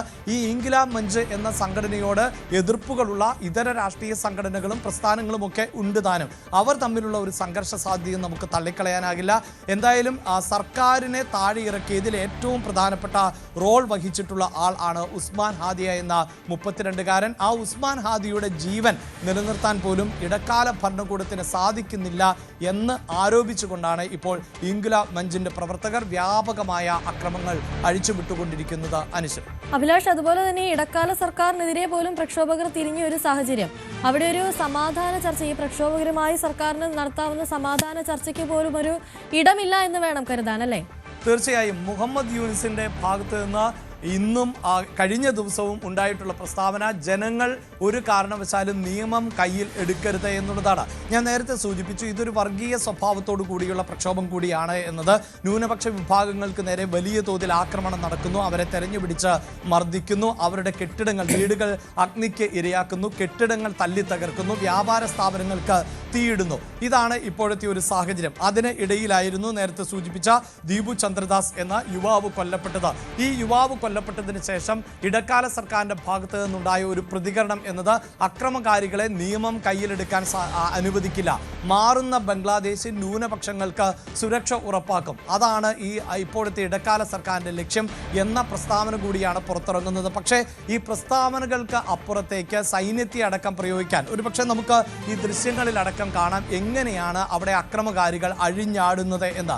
അവർ മാരകായുധങ്ങൾ, ദൃശ്യങ്ങളിൽ തന്നെ ചുറ്റിക പിടിച്ചിട്ടുണ്ട്, വടിവാൾ പോലെയുള്ള ആയുധങ്ങൾ പിടിച്ചിട്ടുണ്ട്. അഗ്നിക്കിരയാക്കുമ്പോൾ അത് എത്ര ഭയാനകമായ കാഴ്ചയാണ് ബംഗ്ലാദേശിൽ എന്നത് നമുക്ക് ഈ ദൃശ്യങ്ങൾ തന്നെ അതിൻ്റെ നേർസാക്ഷ്യമായി മാറുന്നു. അവിടെ ഏതാനും ഉദ്യോഗസ്ഥരെയൊക്കെ നമുക്ക് കാണാൻ സാധിക്കുന്നുണ്ട്, അല്ലെങ്കിൽ സൈന്യത്തെയൊക്കെ കാണാൻ സാധിക്കുന്നുണ്ട് എന്നതിനപ്പുറത്ത് ആ സൈന്യം കയ്യും കെട്ടി നോക്കി നിൽക്കുക എന്നത് മാത്രമാണ് ഇപ്പോൾ സാധ്യമാകുന്നത്. ഇവിടെ സർക്കാരിനെ സംബന്ധിച്ചിടത്തോളം അങ്ങനെ ഈ കലാപത്തെ അല്ലെങ്കിൽ ഇല്ലാതാക്കുന്നതിനോ അല്ലെങ്കിൽ അമർത്തുന്നതിനോ, കലാപത്തെ അമർത്തുന്നതിനോ ശേഷിയുള്ള ഒരു സൈനിക സംവിധാനം അവിടെ ഇല്ല, ബംഗ്ലാദേശിൽ ഇല്ല എന്നത് തന്നെയാണ് സർക്കാരിന് വലിയ തോതിൽ, ഇടക്കാല സർക്കാരിന് വലിയ തോതിൽ പ്രതിസന്ധിയിലാക്കുന്നത്. മാത്രമല്ല ഇപ്പോഴുള്ളത് ഒരു ഇടക്കാല സർക്കാർ മാത്രമാണ്, ജനങ്ങളാൽ തെരഞ്ഞെടുക്കപ്പെട്ട ഒരു ഭരണ സംവിധാനം അല്ല ഇപ്പോഴുള്ളത്. അതുകൊണ്ട് തന്നെ നൊബേൽ സമ്മാന ജേതാവായിട്ടുള്ള മുഹമ്മദ് യൂനിസിനെ താൽക്കാലികമായി ഒരു സർക്കാരിൻ്റെ ചുമതലക്കാരനാക്കി നിർത്തുക മാത്രമാണ് ചെയ്തിട്ടുള്ളത്. മുഹമ്മദ് യൂനിസിനും ഈ സർക്കാർ സംവിധാനങ്ങളെ കാര്യക്ഷമമായി ചലിപ്പിക്കാൻ സാധിക്കുന്നില്ല എന്ന് തന്നെയാണ് നമുക്ക് വ്യക്തമാകുന്നത്. അതുകൊണ്ട് തന്നെ കലാപകാരികൾ സ്വയം അടങ്ങുക, അതല്ല എങ്കിൽ ഈ സംഘടനകളുടെ നേതൃത്വം നേരത്തെ സൂചിപ്പിക്കുന്ന പോലെ അതിപ്പോൾ അവാമി ലീഗിൻ്റേതാകട്ടെ, ബീഗം കാളിദാസിയുടേതാകട്ടെ, അല്ലെങ്കിൽ ജമാഅത്തെ ഇസ്ലാമിയുടേതാകട്ടെ, ഇൻക്ലാബ് മഞ്ചിൻ്റേതാകട്ടെ, ആ സംഘടനകൾക്ക് നേതൃത്വം നൽകുന്നവരുടെ ആഹ്വാനപ്രകാരം ഈ കലാപകാരികൾ സ്വയം പിൻവലിയുക എന്നത് മാത്രമാണ് ഇപ്പോൾ ബംഗ്ലാദേശിൽ സാധ്യമാകുന്ന ഒന്ന്. അതിനപ്പുറത്ത് ഏതെങ്കിലും തരത്തിൽ ഭരണകൂടത്തിന് ഇവരെ അനുനയിപ്പിക്കാനോ ഈ പ്രതിഷേധങ്ങളെ ഇല്ലായ്മ ചെയ്യാനോ സാധിക്കുന്ന ഒരു സാഹചര്യം അല്ല ഉള്ളത്. എന്തായാലും ഇപ്പോൾ ഈ ഇൻക്ലാബ് മഞ്ചിൻ്റെ പ്രവർത്തകരെ അനുനയിപ്പിക്കുന്നതിന് വേണ്ടി കാര്യക്ഷമമായ അന്വേഷണം നടക്കുന്നുണ്ട് എന്നും കൊല്ലപ്പെട്ട വ്യക്തിയുടെ കുടുംബാംഗങ്ങളുമായി ആശയവിനിമയം നടത്തുന്നുണ്ട് എന്നും ആ കുടുംബം ഉൾപ്പെടെ എന്താണോ ആവശ്യപ്പെടുന്നത് അത് ചെയ്തു നൽകുമെന്നും ഉള്ള ഉറപ്പ് ഈ ഇൻക്ലാബ് മഞ്ചിൻ്റെ പ്രവർത്തകർക്ക് സർക്കാർ നൽകുന്നുണ്ട്. പക്ഷേ അപ്പോഴും ഒന്നും അതിൽ തൃപ്തരല്ല ഇൻക്ലാബ് മഞ്ചിൻ്റെ പ്രവർത്തകർ എന്ന് വേണം നമുക്ക് മനസ്സിലാക്കാൻ. ഇടക്കാല സർക്കാർ മുന്നോട്ട് വയ്ക്കുന്ന നിർദ്ദേശങ്ങൾ, അതുപോലെ വാഗ്ദാനങ്ങൾ, ഉറപ്പുകൾ ഇതെല്ലാം ലംഘിക്കുകയാണ്. ഇത്തരം ഉറപ്പുകൾ കൊണ്ട് കാര്യമില്ല. ജനങ്ങൾക്ക്, അതായത് അവരുടെ പ്രവർത്തകർക്കും നേതാക്കൾക്കും ഒന്നും സുരക്ഷ ഉറപ്പാക്കാൻ സാധിക്കുന്നില്ല. അതുകൊണ്ട് തന്നെ സർക്കാരിൻ്റെ ഉപദേഷ്ടാവായിട്ടുള്ള ലഫ്റ്റനന്റ് ജനറൽ ജഹാംഗീർ ആലം ചൗധരി ഉടൻ രാജിവെക്കണമെന്ന മുദ്രാവാക്യം അടക്കം ഉയർത്തിക്കൊണ്ട് ഇപ്പോഴും തെരുവിൽ നൂറുകണക്കിന് ഇൻക്ലാബ് മഞ്ച് പ്രവർത്തകർ പ്രതിഷേധം ഉയർത്തിക്കൊണ്ടേയിരിക്കുകയാണ്. അനുശ്രീ. ശരി, KP അഭിലാഷാണ് കൂടുതൽ വിവരങ്ങൾ നൽകിയത്. റഷ്യ യുക്രൈൻ യുദ്ധത്തിൽ നിന്ന് പിന്നോട്ടില്ലെന്ന സൂചനയുമായി വ്ളാഡിമിർ പുടിൻ തങ്ങളുടെ ആവശ്യങ്ങൾ അംഗീകരിക്കാതെ യുക്രൈനോട് ഒരു വിട്ടുവീഴ്ചയ്ക്കും തയ്യാറല്ലെന്ന് റഷ്യൻ പ്രസിഡന്റ് തുറന്നടിച്ചു. ഇതിനിടെ യൂറോപ്യൻ യൂണിയൻ യുക്രൈന് 90 ബില്യൺ യൂറോയുടെ ധനസഹായം പ്രഖ്യാപിച്ചു. ഇതിനായി റഷ്യയുടെ സ്വത്തുക്കൾ മരവിപ്പിക്കണമെന്ന ആവശ്യം ഉയർന്നെങ്കിലും ചർച്ചയിൽ പരാജയപ്പെട്ടു. സ്വത്ത് മരവിപ്പിക്കാനുള്ള നീക്കത്തെ പുടിൻ പകൽക്കൊള്ളയെന്ന് കുറ്റപ്പെടുത്തി. ഡൽഹിയിൽ വായു മലിനീകരണം രൂക്ഷം. വായു ഗുണനിലവാരം മോശം നിലവാരത്തിൽ തുടരുകയാണ്. ഈ സാഹചര്യത്തിൽ ഡൽഹിയിലെ സ്കൂളുകളിൽ 10,000 എയർ പ്യൂരിഫയർ സ്ഥാപിക്കും. വാഹനങ്ങൾക്കും നിർമ്മാണ പ്രവർത്തനങ്ങൾക്കും ഡൽഹിയിൽ നിയന്ത്രണം ഏർപ്പെടുത്തിയിട്ടുണ്ട്. വിഷയം പാർലമെന്റിൽ ചർച്ച ചെയ്യാത്തതിൽ പ്രതിപക്ഷം വിമർശനം ഉന്നയിക്കുന്നുണ്ട്. 4 വിക്കറ്റ് വീഴ്ത്തിയ വരുൺ ചക്രവർത്തിയുടെ ഉഗ്രൻ ബോളിംഗ് മികവിൽ T20 പരമ്പരയിലെ 5ാമത്തെയും അവസാനത്തെയും മത്സരത്തിൽ ദക്ഷിണാഫ്രിക്കയെ 30 റൺസിന് ഇന്ത്യ തോൽപ്പിച്ചു. ഒപ്പം 3-1 പരമ്പരയും സ്വന്തമാക്കി. അഹമ്മദാബാദിലെ നരേന്ദ്രമോദി സ്റ്റേഡിയത്തിൽ നടന്ന മത്സരത്തിൽ ഇന്ത്യ ഉയർത്തിയ 232 റൺസ് വിജയലക്ഷ്യം പിന്തുടർന്ന ദക്ഷിണാഫ്രിക്കയുടെ ഇന്നിംഗ്സ് 20 ഓവറിൽ 8 വിക്കറ്റ് നഷ്ടത്തിൽ 201 റൺസിൽ അവസാനിച്ചു. ഇന്ത്യക്ക് 30 റൺസ് ജയം. ഒരു ഘട്ടത്തിൽ വിജയത്തിലേക്ക് കുതിക്കുമെന്ന് തോന്നിയ ദക്ഷിണാഫ്രിക്കയെ വരുൺ ചക്രവർത്തിയുടെയും ജസ്പ്രീത് ബുംറയുടെയും മികച്ച ബോളിംഗാണ് പിടിച്ചുകെട്ടിയത്. 6 മത്സരങ്ങളുടെ ഇടവേളയ്ക്ക് ശേഷം ബെഞ്ചിൽ നിന്ന് കളത്തിലേക്ക് മടങ്ങിയെത്തിയ സഞ്ജു സാംസൺ തുടങ്ങിവെച്ചത് തിലക് വർമ്മയും ഹാർദിക് പാണ്ഡ്യയും ഏറ്റെടുത്തതോടെയാണ് ഇന്ത്യ കൂറ്റൻ സ്കോർ നേടിയത്. 2020 ടീമിൽ ഇടം നേടിയതിന് പിന്നാലെ ചരിത്രം കുറിച്ച് മലയാളി താരം സഞ്ജു സാംസൺ. ദക്ഷിണാഫ്രിക്കയുമായുള്ള 2020 ക്രിക്കറ്റ് പരമ്പരയിലെ അവസാന മത്സരത്തിൽ ഇന്ത്യക്ക് മികച്ച തുടക്കം നൽകിയ താരം 2 നാഴികക്കല്ലാണ് പിന്നിട്ടത്. അന്താരാഷ്ട്ര 2020യിൽ 1000 റൺസ് പൂർത്തിയാക്കിയ താരം 2020യിൽ നിന്നും 8000 റൺസ് നേടുന്ന 6ാമത്തെ ഇന്ത്യൻ താരമായി മാറി. മുൻ ക്യാപ്റ്റന്മാരായ വിരാട് കോഹ്ലി, രോഹിത് ശർമ്മ, ശിഖർ ധവാൻ, സൂര്യകുമാർ യാദവ്, KL രാഹുൽ എന്നിവരാണ് നേട്ടം സ്വന്തമാക്കിയ മറ്റു താരങ്ങൾ. കാൽപാദത്തിന് പരിക്കേറ്റ ഓപ്പണറും ഉപനായകനുമായ ശുഭ്മാൻ ഗിൽ പുറത്തായതോടെയാണ് സഞ്ജുവിന് അവസരം ലഭിച്ചത്. ഓസ്ട്രേലിയൻ പര്യടനത്തിലെ അവസാന മത്സരങ്ങളിൽ പുറത്തിരുന്ന മലയാളി താരത്തിന് ഈ പരമ്പരയിൽ ഒരു കളിയിൽ പോലും അവസരം കിട്ടിയിരുന്നില്ല. 22 പന്തിൽ 37 റൺസ് അടിച്ചുകൂട്ടിയാണ് സഞ്ജു പുറത്തായത്. ഇനിയൊരു ഇടവേളയാണ്. ഇടവേളയ്ക്ക് ശേഷം മറ്റു വാർത്തകളിലേക്കൊക്കെ മടങ്ങിയെത്തും.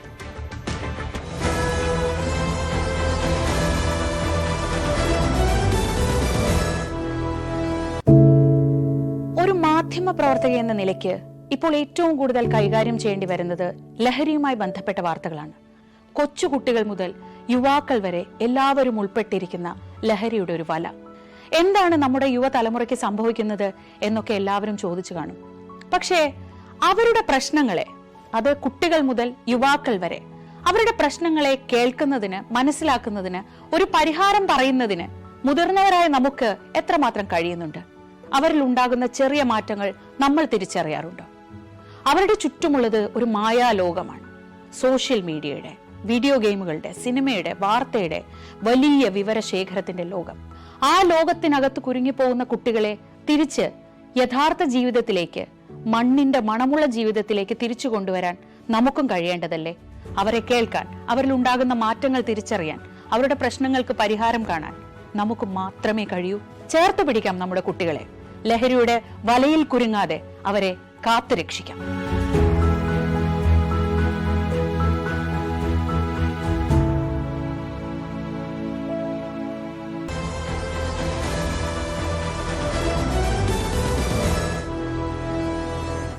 പാലക്കാട് വാളയാറിലെ ആൾക്കൂട്ട കൊലപാതകത്തിൽ ഇന്ന് കൂടുതൽ അറസ്റ്റ് ഉണ്ടായേക്കും. ഛത്തീസ്ഗഡ് സ്വദേശി രാംനാരായണനെ മർദ്ദിച്ച് കൊലപ്പെടുത്തിയ കേസിൽ 15 പേരുണ്ടെന്നാണ് പോലീസ് പറയുന്നത്. നിലവിൽ 5 പേരെയാണ് അറസ്റ്റ് ചെയ്തിട്ടുള്ളത്. 4 RSS BJP പ്രവർത്തകർ ഉൾപ്പെടെ 5 പേരെയാണ് പോലീസ് അറസ്റ്റ് ചെയ്തത്. പിടിയിലായവരിൽ 2 പേർ നേരത്തെയും ക്രിമിനൽ കേസുകളിൽ പ്രതികളാണ്. രാംനാരായണന്റെ ശരീരത്തിൽ മാരകമായി മർദ്ദനമേറ്റ പാടുകളുണ്ടെന്നാണ് പോസ്റ്റ്മോർട്ടം റിപ്പോർട്ട്. കൂടുതൽ വിവരങ്ങളുമായി പ്രജിത്ത് കോങ്ങാട് ചേരുന്നുണ്ട്. Prajith, good morning. വളരെ ദയനീയമായൊരു കൊലപാതകം എന്ന് തന്നെ പറയാം. ഇതിൽ മറ്റു പ്രതികളെ പറ്റി കൂടുതൽ വിവരങ്ങൾ എന്തെങ്കിലും പോലീസിന് ലഭിച്ചിട്ടുണ്ടോ? അനുശ്രീ, കൂടുതൽ വിവരങ്ങൾ പുറത്തുവിട്ടിട്ടില്ല. എന്നാലും ഒരു 15ഓളം പേരെ മൊത്തം പ്രതികളുണ്ടെന്നും അതിൽ 7ഓളം പേരുടെ അറസ്റ്റ് ഇന്ന് ഉണ്ടാകുമെന്നാണ് നമുക്ക് അറിയാൻ കഴിയുന്നത്. ഈ അറസ്റ്റ് ചെയ്ത 5 പേരിൽ 4 പേർ RSS BJP പ്രവർത്തകരാണ് അറസ്റ്റ് ചെയ്തിരിക്കുന്നത്. ഇതിൽ 2 പേർ മുൻപും നിരവധി കേസുകളിൽ പ്രതികളായിട്ടുള്ളവരാണ്. മുരളി എന്ന അനു എന്നിവർ 15 വർഷം മുമ്പ് അട്ടപ്പള്ളത്ത് CIT ചുമട്ട തൊഴിലാളിയായ സ്റ്റീഫനെയും DYFI പ്രവർത്തകനായ വിനോദ് എന്നിവരെ വെട്ടിയ കേസിലെ പ്രതികളാണ്. ഇതിൽ സ്റ്റീഫനെ വെട്ടിയ കേസ് ഇപ്പോഴും ഹൈക്കോടതിയിൽ നടന്നുകൊണ്ടിരിക്കുകയാണ്. ഇത് കൂടാതെ നിരവധി അടിപിടി കേസുകളിലെ പ്രതിയാണ് ഇവർ. വാളയാർ സ്റ്റേഷനിലും പ്രതിപട്ടികയിലുണ്ട് നിരവധി കേസുകളിൽ. ഇവരെ ഇന്നലെ അറസ്റ്റിലായി റിമാൻഡിലാകാൻ വേണ്ടി കോടതിയിൽ കൊണ്ടുവന്നപ്പോൾ സന്ദർശിക്കാൻ എത്തിയത് എലപ്പുള്ളി സുബൈർ വധക്കേസിലെ SCPI പ്രവർത്തകനായ സുബൈർ വധക്കേസിലെ പ്രതിയായ എടുപ്പുകുളം PK ചെള്ള സ്വദേശി ജിനീഷ് എന്ന കണ്ണനും ഇന്നലെ കോടതി പരിസരത്ത് ഉണ്ടായിരുന്നു. അനുശ്രീ. ശരി, പ്രജിത്ത് കോങ്ങാടാണ് കൂടുതൽ വിവരങ്ങൾ നൽകിയത്. മറ്റൊരു പ്രധാനപ്പെട്ട വാർത്തയിലേക്ക് പോകുമ്പോൾ, കൊച്ചിയിൽ റിട്ടയർഡ് അധ്യാപികയെ ദുരൂഹ സാഹചര്യത്തിൽ മരിച്ച നിലയിൽ കണ്ടെത്തി. പോണേക്കര സ്വദേശിനി വനജയാണ് മരിച്ചത്. വീട്ടിലെ കിടപ്പുമുറിയിലാണ് ദേഹമാസകലം മുറിവേറ്റ നിലയിൽ മൃതദേഹം കണ്ടെത്തിയത്. പോലീസ് അന്വേഷണം തുടരുകയാണ്. കൂടുതൽ വിവരങ്ങളുമായി ആജ്ഞ രവീന്ദ്രൻ ചേരുന്നുണ്ട്. ആജ്ഞ, എങ്ങനെയാണ് ഈ മരണം സംഭവിച്ചത് എന്നതിൽ എന്തെങ്കിലും വ്യക്തത പോലീസിന് ലഭിച്ചിട്ടുണ്ടോ? അനുശ്രീ, ഈ കിടക്കയിൽ രക്തം കണ്ട ഒരു സാഹചര്യത്തിലാണ് മരണം സംഭവിച്ചതാണോ കൊലപാതകമാണോ എന്നുള്ളൊരു സംശയത്തിൽ പോലീസ് ഉള്ളത്. എന്തായാലും സ്ഥലത്ത് പോലീസ് എത്തി പരിശോധന നടത്തുന്നുണ്ട്. കൊച്ചിയിൽ ഇവിടെ പോണേക്കരയാണ് ഈ സംഭവം ഉണ്ടായിട്ടുള്ളത്. ഇടപ്പള്ളി അടുത്തുള്ള പോണേക്കരയാണ്. പ്രതീക്ഷ നഗർ റെസിഡൻസ് അസോസിയേഷനിലെ താമസക്കാരിയാണ് ഈ മരിച്ച വനജ. റിട്ടയർഡ് അധ്യാപികയാണ്. ഏത് സാഹചര്യത്തിലാണ് മരിച്ചതെന്നുള്ള കാര്യത്തിൽ വ്യക്തതയില്ല. എന്നിരുന്നാലും ഈ കിടക്കയിൽ മുഴുവൻ രക്തം വാർന്നിരുന്ന ഒരു സാഹചര്യത്തിൽ അത് കൊലപാതകമാണോ എന്നുള്ള ഒരു സംശയം പോലീസിനുണ്ട്. ആ പരിശോധനകൾ നടന്നു വരികയാണ്. മറ്റ് പരിശോധനകൾക്ക് ശേഷമേ ഇതിൽ എന്തെങ്കിലും വ്യക്തത ഉണ്ടാവുകയുള്ളൂ. എന്തായാലും പോലീസ് സംഘം സ്ഥലത്തെത്തി പരിശോധനകൾ തുടങ്ങിയിട്ടുണ്ട്. അനുശ്രീ, ആജ്ഞ, അതുപോലെ തന്നെ ഈ ദേഹമാസകലം മുറിവേറ്റ നിലയിലാണ് മൃതദേഹം കണ്ടെത്തിയത് എന്ന് പറയുമ്പോൾ അത് കൊലപാതകത്തിനുള്ള സംശയം കൂടുതൽ വർദ്ധിപ്പിക്കുകയല്ലേ ചെയ്യുന്നത്? തീർച്ചയായിട്ടും അനുശ്രീ, അത് തന്നെയാണ് പോലീസും അത്തരത്തിലൊരു സംശയത്തിലാണ്. കാരണം ഈ മുറിവ് വന്നത് ഉള്ള ഒരു സാഹചര്യത്തിലാണ് കിടക്ക മുതൽ രക്തം വാർന്നൊഴുകി മരണത്തിലേക്ക് നയിച്ചത് എന്നാണ് മനസ്സിലാക്കുന്നത്. അത് ഏതെങ്കിലും മോഷണ ശ്രമമാണോ അതല്ലെങ്കിൽ മറ്റേതെങ്കിലും സാഹചര്യത്തിലാണോ, അങ്ങനെ ഉള്ള കാര്യങ്ങളൊക്കെ പോലീസ് അന്വേഷിക്കുന്നുണ്ട്. എന്തായാലും കൊലപാതകം തന്നെ എന്നുള്ളതാണ് പ്രാഥമിക നിഗമനം. ശരി, ആജ്ഞ രവീന്ദ്രനാണ് കൂടുതൽ വിവരങ്ങൾ നൽകിയത്. കണ്ണൂർ വെണ്ടുട്ടായിൽ സ്ഫോടക വസ്തു പൊട്ടി യുവാവിന് പരിക്കേറ്റ സംഭവത്തിന്റെ ദൃശ്യം പുറത്ത്.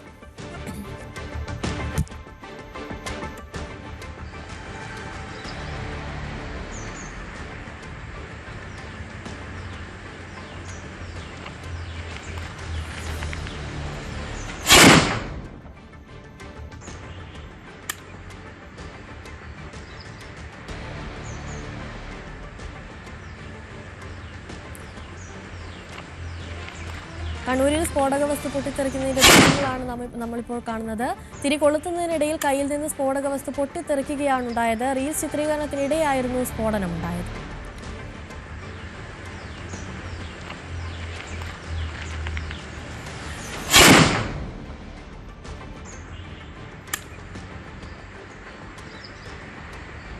കൂടുതൽ വിവരങ്ങളുമായി സുമേഷ് മൊറാഴ ചേരുന്നുണ്ട്. Sumesh, good morning.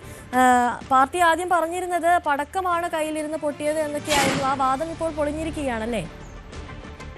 Good morning Anusree. കഴിഞ്ഞ ദിവസമായിരുന്നു പിണറായി വെണ്ടുട്ടായിൽ ഇത്തരം ഒരു സ്ഫോടനം ഉണ്ടാകുന്നത്. ഈ സ്ഫോടനത്തിൽ യുവാവിനെ ഗുരുതരമായി കൈക്ക് പരിക്കേൽക്കുകയും കൈപ്പറ്റി തകരുന്ന രീതിയിലുള്ള സ്ഫോടനം ഉണ്ടാകുകയും ചെയ്തിരുന്നു. ഈ സ്ഫോടനത്തിന് പിന്നാലെ ബോംബ് നിർമ്മാണത്തിനിടെയായിരുന്നു ഇത്തരം ഒരു സ്ഫോടനം ഉണ്ടായെന്നുള്ള ഒരു പ്രചരണം ഉണ്ടായിരിക്കും. പിന്നീട് പോലീസിന്റെ അന്വേഷണത്തിൽ അതൊരു പടക്കമാണ്, പടക്കം പൊട്ടി, സാധാരണ പടക്കം പൊട്ടിയുള്ള ഒരു അപകടമാണ് എന്ന രീതിയിലുള്ള പോലീസിന്റെ എഫ്ഐആർ ഉൾപ്പെടെ ഉണ്ടായിരുന്നു. പിന്നാലെ CPM-ഉം അത് ഏറ്റെടുക്കുകയും ചെയ്തു. CPM-ഉം പറഞ്ഞു അതൊരു സാധാരണ ഈ വിഷുവിനൊക്കെ ഉപയോഗിക്കുന്ന രീതിയിലുള്ള പടക്കമാണ്, ഓലപ്പടക്കം പോലുള്ള പടക്കം പൊട്ടിയാണ് ഇത്തരം ഒരു അപകടം ഉണ്ടായത് എന്നുള്ളതാണ്. ഈ കഴിഞ്ഞ ദിവസം EP ജയരാജനും ഇത്തരം ഒരു വാദവുമായി മുന്നോട്ട് വരികയും ചെയ്തു. എന്നാൽ ഇതിന്റെ കൂടുതൽ ദൃശ്യമാണ് ഇന്നലെ പുറത്തു വന്നത്. അത് റീൽസ് ചിത്രീകരണത്തിനിടെ ആണ് ഇത്തരം ഒരു സ്ഫോടനം ഉണ്ടായത് എന്നുള്ളത്. എന്നാൽ ആ വീഡിയോയിൽ കൃത്യമായി മനസ്സിലാക്കാൻ സാധിക്കുന്നത് അതൊരു അനധികൃതമായി ഉണ്ടാക്കിയുള്ള ഒരു ബോംബ് പോലെയുള്ള ഒരു വസ്തു എന്നുള്ളതാണ്. ഏതായാലും അത്തരം ഒരു ബോംബ് പോലുള്ള ഒരു വസ്തു പൊട്ടിയാണ് ഇത്തരം ഒരു സ്ഫോടനം ഉണ്ടായത് എന്നുള്ളതാണ് ഈ വീഡിയോയിൽ ഇപ്പോൾ മനസ്സിലാകുന്നത്. അനുശ്രീ. ശരി, സുമേഷ് മൊറാഴയാണ് കൂടുതൽ വിവരങ്ങൾ നൽകിയത്. മലപ്പുറം പെരുവള്ളൂർ കാക്കത്തടത്തിൽ 239 ഗ്രാം MDMA പിടികൂടി. 4 പേർ പോലീസ് പിടിയിലായി. മുനീബ് കോയ, ഷറഫുദ്ദീൻ കാടപ്പടി, മുഹമ്മദ് നൌഫൽ, മുഹമ്മദ് ഷെരീഫ് എന്നിവരാണ് പിടിയിലായത്. കാറും 27,000 രൂപയും പിടിച്ചെടുത്തു. തേഞ്ഞിപ്പലം പോലീസും ഡാൻസാഫും ചേർന്നാണ് ഇവരെ പിടികൂടിയത്. SIR ഫോം സ്വീകരിക്കൽ അവസാനിച്ചതിന് പിന്നാലെ രാഷ്ട്രീയ പാർട്ടികളുടെ ആദ്യ യോഗം ഇന്ന് രാവിലെ 11 മണിക്കാണ് മുഖ്യ തെരഞ്ഞെടുപ്പ് കമ്മീഷണർ വിളിച്ച യോഗം ചേരുക. 25 ലക്ഷത്തോളം പേരാണ് പട്ടികയിൽ നിന്ന് ഒഴിവാക്കുന്നത്. അനാവശ്യ തിടുക്കം ഒഴിവാക്കി സമയപരിധി നീട്ടണമെന്ന് മുഖ്യമന്ത്രി പിണറായി വിജയൻ ആവശ്യപ്പെട്ടിരുന്നു. സർക്കാർ ആവശ്യത്തിൽ തീരുമാനം അറിയിക്കണമെന്ന് തെരഞ്ഞെടുപ്പ് കമ്മീഷന് സുപ്രീം കോടതി നിർദ്ദേശം നൽകിയിട്ടുണ്ട്. കൊച്ചി മേയറെ തീരുമാനിക്കാനുള്ള കോൺഗ്രസ് കോർ കമ്മിറ്റി യോഗം തിങ്കളാഴ്ച ചേരും. പ്രതിപക്ഷ നേതാവിന്റെ നേതൃത്വത്തിലാണ് യോഗം ചേരുക. KPCC general secretary Deepthi Mary Varghese മേയറാകാനാണ് സാധ്യത കൂടുതൽ. ലത്തീൻ വിഭാഗത്തിൽ നിന്നുള്ളയാളെ മേയറാക്കണമെന്ന ആവശ്യവും ഉയർന്നിട്ടുണ്ട്. പത്തനംതിട്ട നഗരസഭാ ചെയർമാനായി കോൺഗ്രസിലെ സിന്ധു അനിലിനെയും വൈസ് ചെയർമാനായി സജി കെ സൈമണെയും പരിഗണിക്കാൻ സാധ്യത. ഇരുവരും കഴിഞ്ഞ 4 തവണ പത്തനംതിട്ട നഗരസഭാ തെരഞ്ഞെടുപ്പിൽ മത്സരിച്ച് വിജയിച്ചവരാണ്. പത്തനംതിട്ട നഗരസഭാ ഭരണം UDFന് ലഭിച്ചതോടെ ചെയർമാൻ സ്ഥാനത്തേക്ക് നഗരസഭയുടെ തൈക്കാവ് വാർഡിൽ നിന്ന് വിജയിച്ച സിന്ധു അനിലിനെ പരിഗണിക്കാനാണ് സാധ്യത. നിലവിൽ 4 തവണ വിജയിച്ച സിന്ധു അനിൽ DCC ജനറൽ സെക്രട്ടറിയാണ്. വൈസ് ചെയർമാനായി നഗരസഭയുടെ മുണ്ടുകോട്ടയ്ക്കൽ വാർഡിൽ നിന്ന് വിജയിച്ച സജി കെ സൈമണിനാണ് സാധ്യത. തുടർച്ചയായി 4 തവണ വിജയം നേടിയ സജി കെ സൈമൺ ശാസ്ത്രവേദിയുടെ ജില്ലാ പ്രസിഡന്റാണ്. പാർട്ടി പറഞ്ഞു, തിരഞ്ഞെടുപ്പിൽ മത്സരിക്കാനായിട്ട് എന്നോട് പറഞ്ഞു. ഞാൻ തിരഞ്ഞെടുപ്പിൽ പാർട്ടി പറഞ്ഞതനുസരിച്ച് മത്സരിച്ചു, മിന്നുന്ന വിജയം നേടി. അപ്പോൾ ചെയർമാൻ സ്ഥാനത്തേക്കോ വൈസ് ചെയർമാൻ സ്ഥാനത്തേക്കോ പാർട്ടിയുടെ തീരുമാനം നമ്മൾ അംഗീകരിക്കും. പാർട്ടി എടുക്കുന്ന എന്ത് തീരുമാനവും നമ്മൾ അംഗീകരിക്കും. 21-ന് നടക്കുന്ന സത്യപ്രതിജ്ഞാ ചടങ്ങിന് ശേഷം സംസ്ഥാന നേതൃത്വത്തിൻ്റെ നിർദ്ദേശമനുസരിച്ച് കോൺഗ്രസ് നേതൃത്വം ഇത് സംബന്ധിച്ച് അന്തിമ തീരുമാനമെടുക്കും. ന്യൂസ് 18 പത്തനംതിട്ട. കോതമംഗലം കോട്ടപ്പടി പഞ്ചായത്തിലെ വാവേലി വടക്കുംഭാഗം പ്രദേശങ്ങളിൽ കാട്ടാനശല്യം രൂക്ഷമാവുകയാണ്. ആഴ്ചകളായി പകൽ സമയങ്ങളിലും കാട്ടാനകൾ തമ്പടിച്ചിട്ടും അധികൃതർക്ക് അനക്കമില്ലെന്നാണ് നാട്ടുകാരുടെ ആക്ഷേപം. സമാധാനമായി ജീവിക്കാൻ കഴിയാതെ വന്നതോടെ വലിയ പ്രതിഷേധത്തിലാണ് ആളുകൾ.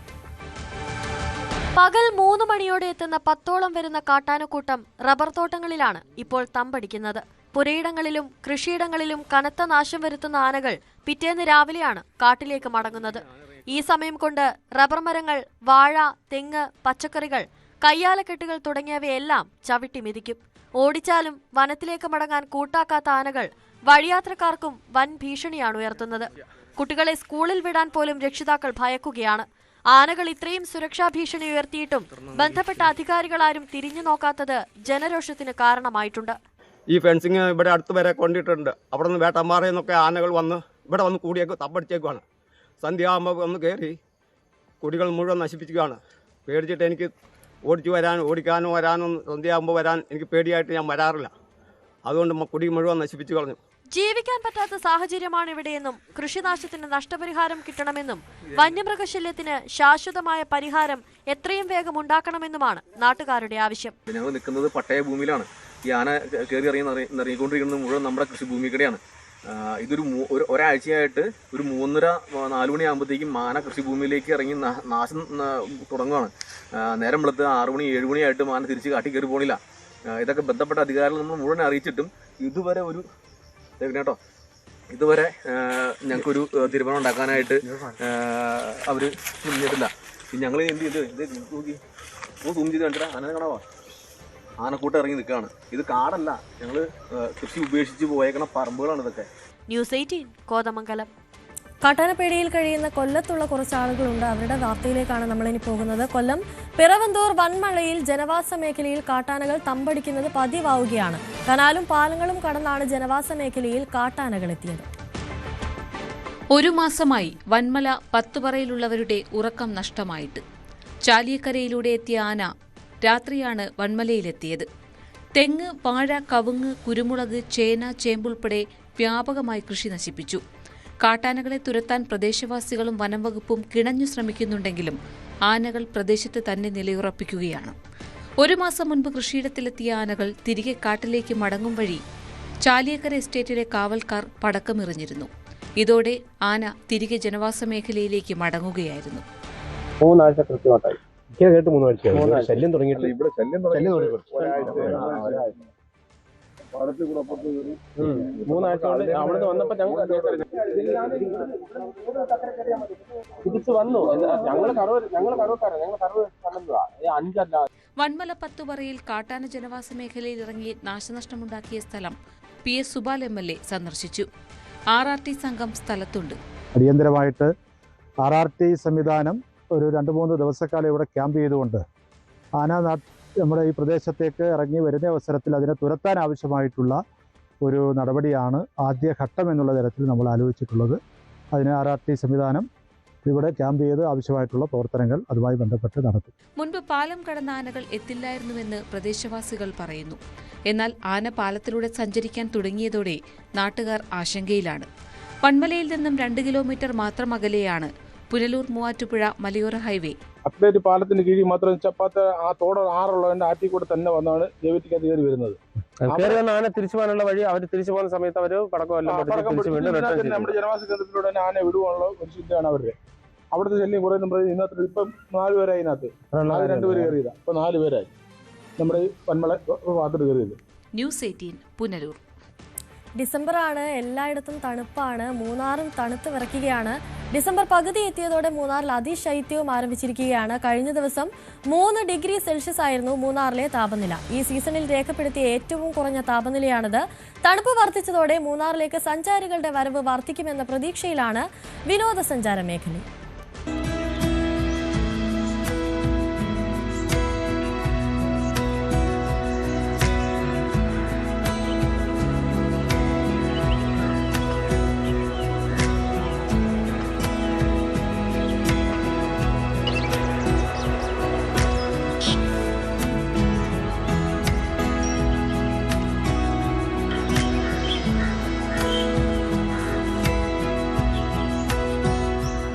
അതിശൈത്യം നേരത്തെ എത്തിയതോടെ മൂന്നാർ അടുത്ത ദിവസങ്ങളിൽ -, ഡിഗ്രിയിലേക്ക് പോകുമെന്നാണ് സൂചന. ഈ വർഷത്തെ ഏറ്റവും കുറഞ്ഞ താപനിലയായ 3 ഡിഗ്രി സെൽഷ്യസ് കഴിഞ്ഞ ദിവസം മൂന്നാറിൽ രേഖപ്പെടുത്തി. മൂന്നാർ ടൗൺ, നല്ലതണ്ണി, തെന്മല, ചിറ്റുവര, ചെണ്ടുവര എസ്റ്റേറ്റിലെ ലോവർ ഡിവിഷൻ എന്നിവിടങ്ങളിലാണ് താപനില 3 ഡിഗ്രി സെൽഷ്യസിലെത്തിയത്. 2-3 நாளாவே நல்ல ஒரு கிளைமேட் ஆகிப்போச்சு. நல்ல 0 டிகிரிக்குள்ளே உள்ள வாய்ப்பு ஆகிப்போச்சு. இன்னும் வரும் திவசங்களில் அதுக்குள்ள வாய்ப்பு இருக்குது, நிறைய இருக்குது. வினோத சஞ்சாரிகளுக்கு நல்ல ஒரு இதாக இருக்கும்.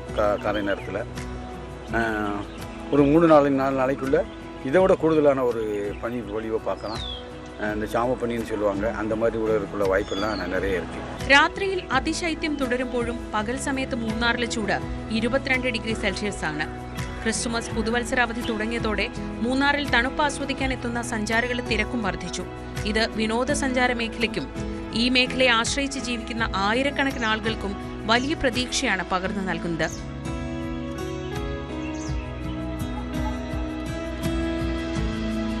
ന്യൂസ് 18 ഇടുക്കി.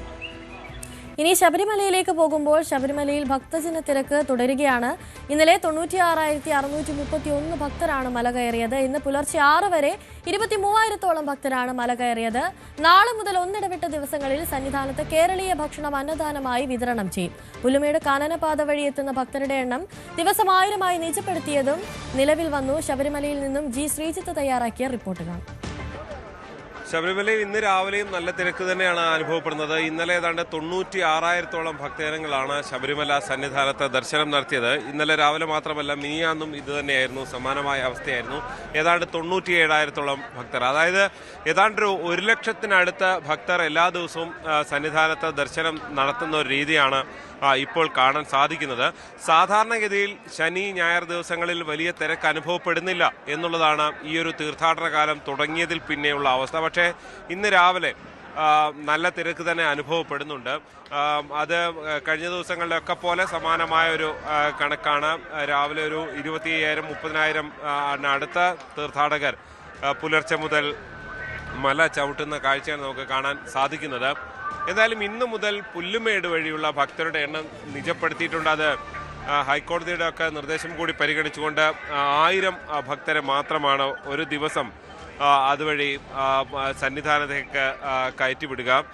തൊട്ടിപ്പുറത്ത് നാളെ മുതൽ സന്നിധാനത്ത് കേരളീയ ഭക്ഷണം, പ്രത്യേക സദ്യ എന്ന നിലയിൽ തന്നെ ഉണ്ടാകും എന്നതാണ് കഴിഞ്ഞ ദിവസം ദേവസ്വം ബോർഡ് പ്രസിഡന്റ് വ്യക്തമാക്കുകയും ചെയ്തിട്ടുള്ളത്. എന്തായാലും വലിയ തിരക്കുണ്ട്, പക്ഷേ സുഗമമാണ് നിലവിൽ കാര്യങ്ങൾ എന്ന് തന്നെ നമുക്ക് പറയാൻ കഴിയും. കാരണം രാത്രി മുഴുവൻ ഈ പരമാവധി ഭക്തരെ ഈ പുലർച്ചെ 2 മണി വരെ 18-ാം പടി കയറ്റി വിടുന്നത് കൊണ്ട് തന്നെ വലിയ നീണ്ട ക്യൂ ഇല്ല. അതേസമയം തന്നെ ഈ നടപ്പന്തൽ പോലുള്ള മേഖലകളിലാണ് അവിടെ ഉള്ള ഒരു ക്യൂ എന്നുള്ളതിന് അപ്പുറത്തേക്ക് നീണ്ടൊരു ക്യൂ. 1,00,000 ഭക്തർക്കടുത്തെത്തുമ്പോഴും സന്നിധാനത്തില്ല എന്നുള്ളത് ഭക്തർക്ക് വലിയ ആശ്വാസം തന്നെയാണ്. പമ്പാസ്നാനം പോലെ തന്നെ പ്രധാനപ്പെട്ട മറ്റൊന്നാണ് ശബരിമലയിലെ ഉരൽക്കുഴി സ്നാനം. പുല്ലുമേട് വഴിയെത്തുന്ന ഭക്തർ ഉരൽക്കുഴിയിൽ സ്നാനം നടത്തിയാണ് അയ്യപ്പനെ ദർശിക്കുന്നത്. പമ്പ വഴിയെത്തുന്നവരും ദർശനശേഷം ഉരൽക്കുഴിയിൽ എത്താറുണ്ട്. ഉരൽക്കുഴിയിലേക്ക് ന്യൂസ് 18 നടത്തിയ യാത്രയിലേക്കാണ് ഇനി. ശബരിമല സന്നിധാനത്തിന് തൊട്ടടുത്താണ് ഉരൽക്കുഴി തീർത്ഥം. സന്നിധാനത്ത് നിന്നും പാണ്ടിത്താവളത്തിലെത്തിയാൽ വളരെ പെട്ടെന്ന് നമുക്ക് ഉരൽക്കുഴിയിലേക്ക് എത്താൻ കഴിയും.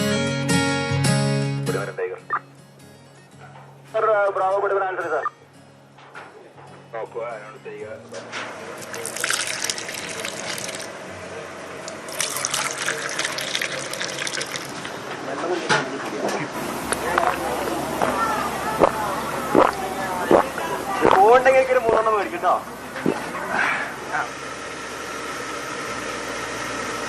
അയ്യപ്പ അയ്യപ്പ അയ്യപ്പ അയ്യപ്പ അയ്യപ്പ അയ്യപ്പ.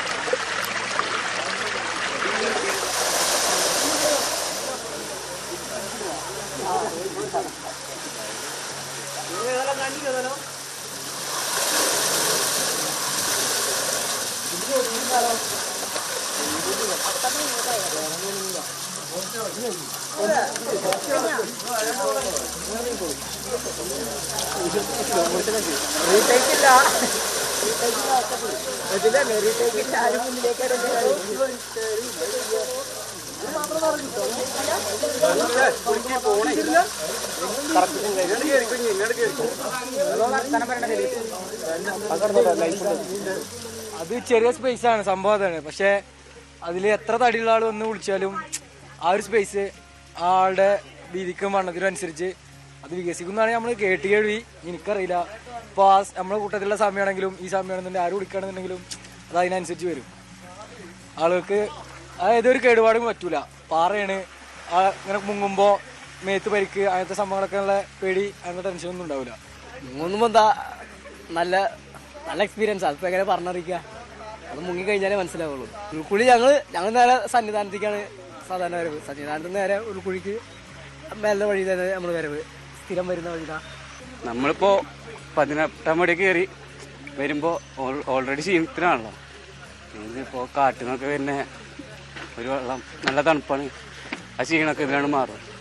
ഞാൻ ഒന്നുകൂടി പോയി തൊഴുതിട്ട് പോവാം. ഞാൻ കന്നിസ്വാമിയാണ്. ഞാൻ നല്ലൊരു എക്സ്പീരിയൻസ് ചെയ്യുന്നത്. എനിക്ക് ആദ്യമായിട്ട് വന്നുകൊണ്ട് ഇതൊക്കെ ഞാൻ ആദ്യമായിട്ട് കാണും. ഉരുക്കുഴിയൊക്കെ നല്ല വഴി, ആന വന്ന വഴിയൊക്കെ കാണാൻ പറ്റി. ഭയങ്കര എക്സ്പീരിയൻസ് ആയിരുന്നു. നല്ലപോലെ കുളിച്ച് തണുപ്പ് വെള്ളമൊക്കെയാണ്. ആനേന്റെ കാൽപ്പാട് കണ്ട് അപ്പോൾ ചെറിയൊരു പേടിയുണ്ടായിരുന്നു. അതിൽ എത്ര പ്രാവശ്യം മുങ്ങിയോ? അതില് ഒത്തിരി പ്രാവശ്യം മുങ്ങി. പേടിയില്ലായിരുന്നു അതിൽ ഇറങ്ങിയപ്പോ? ആദ്യം ഇറങ്ങിയപ്പോ പേടിയുണ്ട്, ഇപ്പൊ പേടിയൊക്കെ നല്ലപോലെ കുളിച്ചു. നല്ല തണുത്തുള്ളായിരുന്നു, നല്ല രസമുണ്ടായിരുന്നു. ആദ്യം അവിടെ ചെന്നപ്പോ ഭയങ്കര പേടിയൊക്കെ എനിക്ക് തോന്നി. പിന്നെ പേടിയൊന്നും ഇല്ലായിരുന്നു. പിന്നെ ആനയുടെ കാൽപ്പാടൊക്കെ കണ്ട് നമ്മൾ ഒരുപാട് വട്ടമൊക്കെ മുങ്ങി. അതൊക്കെ ഇഷ്ടപ്പെട്ട്. നല്ല സ്ഥലം.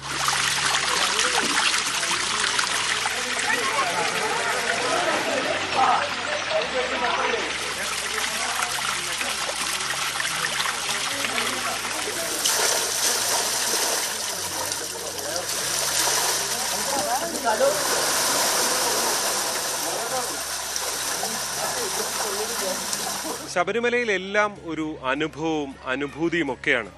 18-ാം പടിയും അയ്യപ്പ ദർശനവും മാത്രമല്ല അതിൽ ഉൾപ്പെടുന്നത്. ഇതേപോലെയുള്ള ഉരൽക്കുഴിയിലെ സ്നാനമെല്ലാം അതിൽപ്പെടും. ഭക്തരാണ് ഇതെല്ലാം അനുഭവിക്കുന്നത്. അതുകൊണ്ട് തന്നെ ഭക്തർ പറയുന്നതിനപ്പുറം ഒന്നും പറയാനില്ല. ക്യാമറമാൻ KP ധനേഷിനൊപ്പം G ശ്രീജിത്ത്, ന്യൂസ് 18 സന്നിധാനം. രാവിലെയിൽ വീണ്ടും ഒരു ഇനി കാഴ്ചക്കാർക്കൊക്കെ അത്ഭുതമായി മാറിയ ഒരു നക്ഷത്രത്തിന്റെ വാർത്തയിലേക്കാണ് നമ്മൾ പോകുന്നത്. മൂവാറ്റുപുഴ MC റോഡിലൂടെയുള്ള യാത്രക്കാർക്ക് കൗതുകമാവുകയാണ് ഈസ്റ്റ് മാറാടി സെന്റ് ജോർജ് പള്ളിയിലെ കൂറ്റൻ നക്ഷത്രം. യുവദീപ്തി KCYM യൂണിറ്റിന്റെ ആഭിമുഖ്യത്തിൽ പള്ളിയുടെ മുൻവശത്ത് 60 അടി ഉയരവും 40 അടി വീതിയും 1 ടൺ ഭാരവുമുള്ള നക്ഷത്രമാണ് നിർമ്മിച്ചിരിക്കുന്നത്.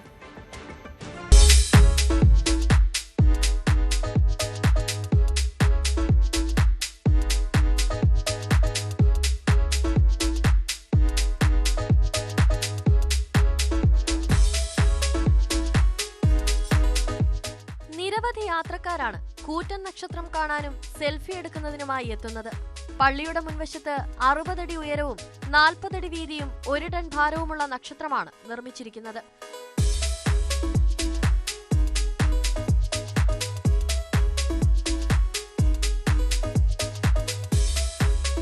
കവുങ്ങ് ചീകി ഉണക്കി 3 ഡയമെൻഷനിൽ രൂപപ്പെടുത്തിയ നക്ഷത്രത്തിൽ പ്ലാസ്റ്റിക് കടലാസ് ചുറ്റി ഉള്ളിൽ 40ഓളം ട്യൂബ് ലൈറ്റുകൾ സ്ഥാപിച്ചാണ് അലങ്കരിച്ചിരിക്കുന്നത്. വിസ്തൃതിയിൽ കേരളത്തിലെ തന്നെ ഇതുവരെ നിർമ്മിച്ചിട്ടുള്ള ഏറ്റവും വലിയ നക്ഷത്രമാണ് മാറാടി സെന്റ് ജോർജ് പള്ളിയിൽ ഉയർത്തിയിരിക്കുന്നതെന്ന് KCYM മുൻ പ്രസിഡന്റ് അരുൺ ജോസഫ് പറഞ്ഞു. MC റോഡിന് സമീപത്തായി സ്ഥാപിച്ചിരിക്കുന്ന ഈ പടുകൂറ്റൻ നക്ഷത്രം കാണുന്നതിനായി ഈ റോഡിലൂടെ പോകുന്ന വിവിധ യാത്രക്കാരും അതുപോലെ തന്നെ കേട്ടറിഞ്ഞ് വിവിധയിടങ്ങളിൽ നിന്നായി ഒത്തിരിയധികം ആളുകളും ഇവിടെ എത്തിച്ചേരാറുണ്ട്. ഇത് തികച്ചും ജനശ്രദ്ധ ആകർഷിക്കാൻ ഈ നക്ഷത്രത്തിന് സാധിച്ചിട്ടുണ്ട്.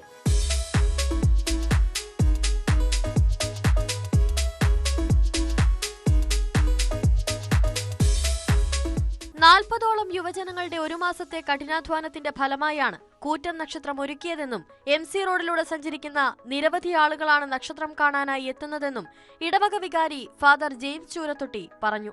ഒരു 10-25ഓളം കവുങ്ങുകളും 60ഓളം ട്യൂബുകളും ഇതിൽ ഉൾച്ചേർന്നിട്ടുണ്ട്.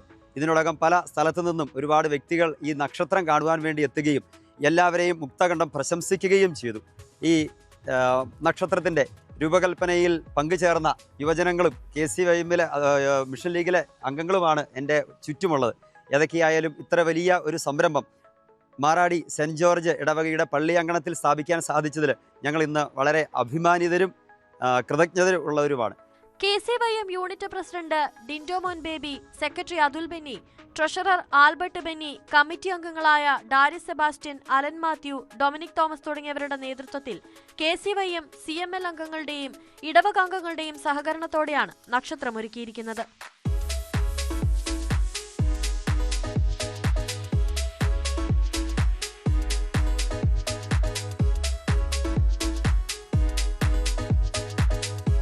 ന്യൂസ് 18 കോതമംഗലം. 1 ലക്ഷം വളച്ചോക്കുകൾ കർഷകരിലെത്തിച്ച് കാസർഗോഡ് പടന്നക്കാട് കാർഷിക കോളേജ്. 11 മൂലകങ്ങൾ അടങ്ങിയ വളച്ചോക്കിന് ആവശ്യക്കാർ ഏറുകയാണ്. കാർഷിക കോളേജ് മണ്ണ് ശാസ്ത്ര വിഭാഗമാണ് ചോക്ക് നിർമ്മിക്കുന്നത്. PG ഗവേഷണത്തിന്റെ ഭാഗമായി പടന്നക്കാട് കാർഷിക കോളേജിലെ മണ്ണ് ശാസ്ത്ര വിഭാഗം 4 വർഷം മുൻപാണ് പരീക്ഷണാടിസ്ഥാനത്തിൽ വളച്ചോക്ക് നിർമ്മാണം തുടങ്ങിയത്. 25 ഗ്രാം തൂക്കമുള്ള ചോക്കുകൾക്ക് സംസ്ഥാനത്തിന്റെ വിവിധ ഭാഗങ്ങളിൽ നിന്നായി ഇന്ന് ആവശ്യക്കാർ ഏറെയാണ്. പച്ചക്കറി വിളകൾ പരിപാലിക്കുന്ന ഗ്രോ ബാഗുകളിലേക്ക് 2 വീതം ചോക്കുകൾ വെച്ചാൽ മികച്ച വിളവ് ലഭിക്കും. ആദ്യ വളച്ചോക്ക് വെച്ച് 35 ദിവസം പിന്നിടുമ്പോഴാണ് രണ്ടാമത്തെ ചോക്ക് മണ്ണിലേക്ക് താഴ്ത്തി വെക്കേണ്ടത്. വീടിന്റെ ടെറസുകളിലും ഫ്ളാറ്റുകളിലും പച്ചക്കറി കൃഷി നടത്തുന്നവരാണ് ചോക്കുകൾ കൂടുതലായും കൊണ്ടുപോകുന്നത്. Nitrogen, phosphorus, potassium, calcium, sulphur, magnesium, zinc എന്നിവയടക്കം 11 മൂലകങ്ങൾ അടങ്ങിയ വളച്ചോക്കുകൾ 600 എണ്ണം വീതം 3 ദിവസം കൊണ്ട് സോയിൽ സയൻസ് ലാബിൽ നിർമ്മിച്ചു വരുന്നു. എല്ലാ മൂലകങ്ങളും കൃത്യമായ രീതിയിൽ സംയോജിപ്പിച്ചുകൊണ്ടുള്ള ഒരു വളമാണ് ഈ വളച്ചോക്ക് എന്ന് പറയുന്നത്. അത് നമുക്ക് ഒരു ചെടിക്ക് വേണ്ടി 1-2 പ്രാവശ്യമായിട്ട് ചട്ടിയുടെ തലയിൽ വെച്ച് കൊടുത്തു കഴിഞ്ഞാൽ എല്ലാ മൂലങ്ങളും കിട്ടുമെന്നുള്ളതാണ് ഈ വളച്ചോക്കിന്റെ ഉപയോഗം. നമ്മുടെ ഈ ഒരു ആശയം ശരിക്കും പറഞ്ഞാൽ രൂപകൽപ്പന ചെയ്തത് നമ്മുടെ നേരത്തെ ഉണ്ടായിരുന്ന നമ്മുടെ ഡീൻ ഡോക്ടർ PR സുരേഷ് എന്ന് പറഞ്ഞ സാറിൻ്റെ ഒരു ഐഡിയ ആയിരുന്നു. അപ്പോൾ സാറ് ഇങ്ങനെ ചിന്തിച്ചു. അതായത് നമുക്കിപ്പം സിറ്റികളിലൊക്കെ ജീവിക്കുന്ന ആളുകൾക്ക് ഒന്നിനും സമയമില്ല. അപ്പോൾ അവരാണെങ്കിൽ പൊതുവെ അവർ ടെറസിലാണ് കൃഷി ചെയ്യുന്നത്. നമുക്ക് കർഷകരെ പോലെ അവർക്ക് വളക്കടയിൽ പോയി വളം വാങ്ങിക്കാനോ അങ്ങനെയൊന്നും സമയമില്ല. അപ്പം എങ്ങനെ നമുക്ക് അവർക്കൊരു പോഷക മൂല്യങ്ങളുള്ള ഒരു എന്തെങ്കിലും ഒരു വളക്കൂട്ട് രൂപകൽപ്പന ചെയ്യാം എന്നുള്ളൊരു ആശയത്തിലാണ് ഒരു PG ഗവേഷണത്തിൻ്റെ ഭാഗമായിട്ടാണ് ഇത് ആദ്യമായിട്ട് ഈ വളച്ചോക്ക് ഒരു 2019-20 കാലയളവിലാണ് അത് ആദ്യമായിട്ട്. പക്ഷെ നമുക്ക് അതിന്റെ രൂപമൊന്നും ഒന്ന് ഉണ്ടാക്കാൻ സാധിച്ചില്ല. വളച്ചോക്ക് ഒന്നിന് 5 രൂപയാണ് വില. മുളക്, തക്കാളി, വെണ്ട, പാവൽ, വഴുതന, ക്യാബേജ് തുടങ്ങി 10ലേറെ കൃഷികൾക്ക് ആവശ്യമായ ന്യൂട്രീഷൻ സ്റ്റിക്കുകളാണ് കർഷകർക്കായി കാർഷിക കോളേജിൽ നിന്ന് വിതരണം ചെയ്തു വരുന്നത്. ന്യൂസ് 18 കാസർഗോഡ്. ഇടുക്കിയുടെ മലയോര മേഖലകളിൽ കണ്ടുവരുന്ന കിഴങ്ങ് വർഗത്തിൽപ്പെട്ട മുടക്കാടൻ കിഴങ്ങിന് പ്രിയമേറുകയാണ്. മരങ്ങളിലും പാറക്കെട്ടുകളിലും വളരുന്ന മുടക്കാടൻ കിഴങ്ങ് ശരീരവേദനയ്ക്കും മുൻകാലങ്ങളിൽ ശരീരത്തിലേറ്റിട്ടുള്ള ചതവ് മാറുന്നതിനുമെല്ലാം ഉത്തമ ഔഷധമാണ്. ഇത് മലയോരങ്ങളിൽ കാണപ്പെടുന്ന മുക്കാടൻ കിഴങ്ങ്. മരങ്ങൾ ഇടതൂർന്നു നിൽക്കുന്നിടങ്ങളിലും പാറയിടുക്കുകളിലുമാണ് മുക്കാടൻ കിഴങ്ങ് വളരുന്നത്. ഏറെ ഔഷധ ഗുണമുള്ളൊരു കാട്ടുപച്ചയാണ് മുക്കാടൻ കിഴങ്ങെന്നാണ് അനുഭവസ്ഥർ പറയുന്നത്. പതിറ്റാണ്ടുകൾക്ക് മുൻപ് സ്കൂൾ കുട്ടികൾ സ്ലേറ്റ് മായ്ക്കുന്നതിന് മാത്രമാണ് ഇത് ഉപയോഗിച്ചിരുന്നത്. ഗുണമേന്മ പ്രചരിച്ചു തുടങ്ങിയതോടെ മുക്കാടൻ കിഴങ്ങിന് ആവശ്യക്കാരുമേറെയായി. കുമ്മളി, വണ്ടിപ്പെരിയാർ മേഖലകളിൽ ഇപ്പോൾ മുക്കാടൻ കിഴങ്ങ് ധാരാളം ലഭിക്കും. കിഴങ്ങിനെക്കുറിച്ച് കൂടുതൽ അറിവുള്ളത് തമിഴ്നാട്ടുകാർക്കാണ്. അതിനാൽ തന്നെ കച്ചവടക്കാരിലേറെയും തമിഴ്നാട് സ്വദേശികളും. ന്യൂസ് 18 ഇടുക്കി. ആൽമരത്തിൽ ചക്ക കായ്ക്കുമോ? കോതമംഗലത്തിന് സമീപം വടാട്ടുപാറയിൽ ഈ കാഴ്ച കണ്ടാൽ ഈ സംശയം ആർക്കും തോന്നും. ഇവിടുത്തെ കൗതുക കാഴ്ചയാണിപ്പോൾ നാട്ടിലാകെ ചർച്ചയായിട്ടുള്ളത്. കോതമംഗലം വടാട്ടുപാറയിലെ ഈ ആൽമരത്തെയും പ്ലാവിനെയും കാണുമ്പോൾ പലരും അടക്കം പറയുന്നത് ഇങ്ങനെയാണ്: ഇരുമേയും ഒരു മനസ്സും.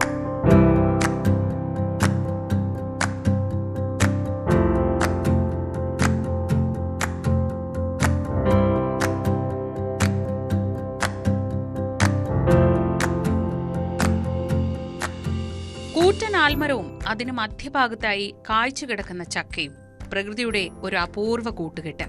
കോതമംഗലത്ത് നിന്ന് ഭൂതത്താൻകെട്ട് വഴി വനാന്തരത്തിലൂടെയുള്ള റോഡിൽ 6 കിലോമീറ്റർ സഞ്ചരിച്ചാൽ മീരാൻ സിറ്റിയിലെത്തും. ഇവിടെയാണ് ഈ അസുലഭ കാഴ്ച. വടാട്ടുപാറ വെള്ളച്ചാട്ടം കാണാൻ എത്തുന്നവർ ഇപ്പോൾ ഇവിടെ എത്തി ചിത്രങ്ങളും എടുത്താണ് മടങ്ങുന്നത്.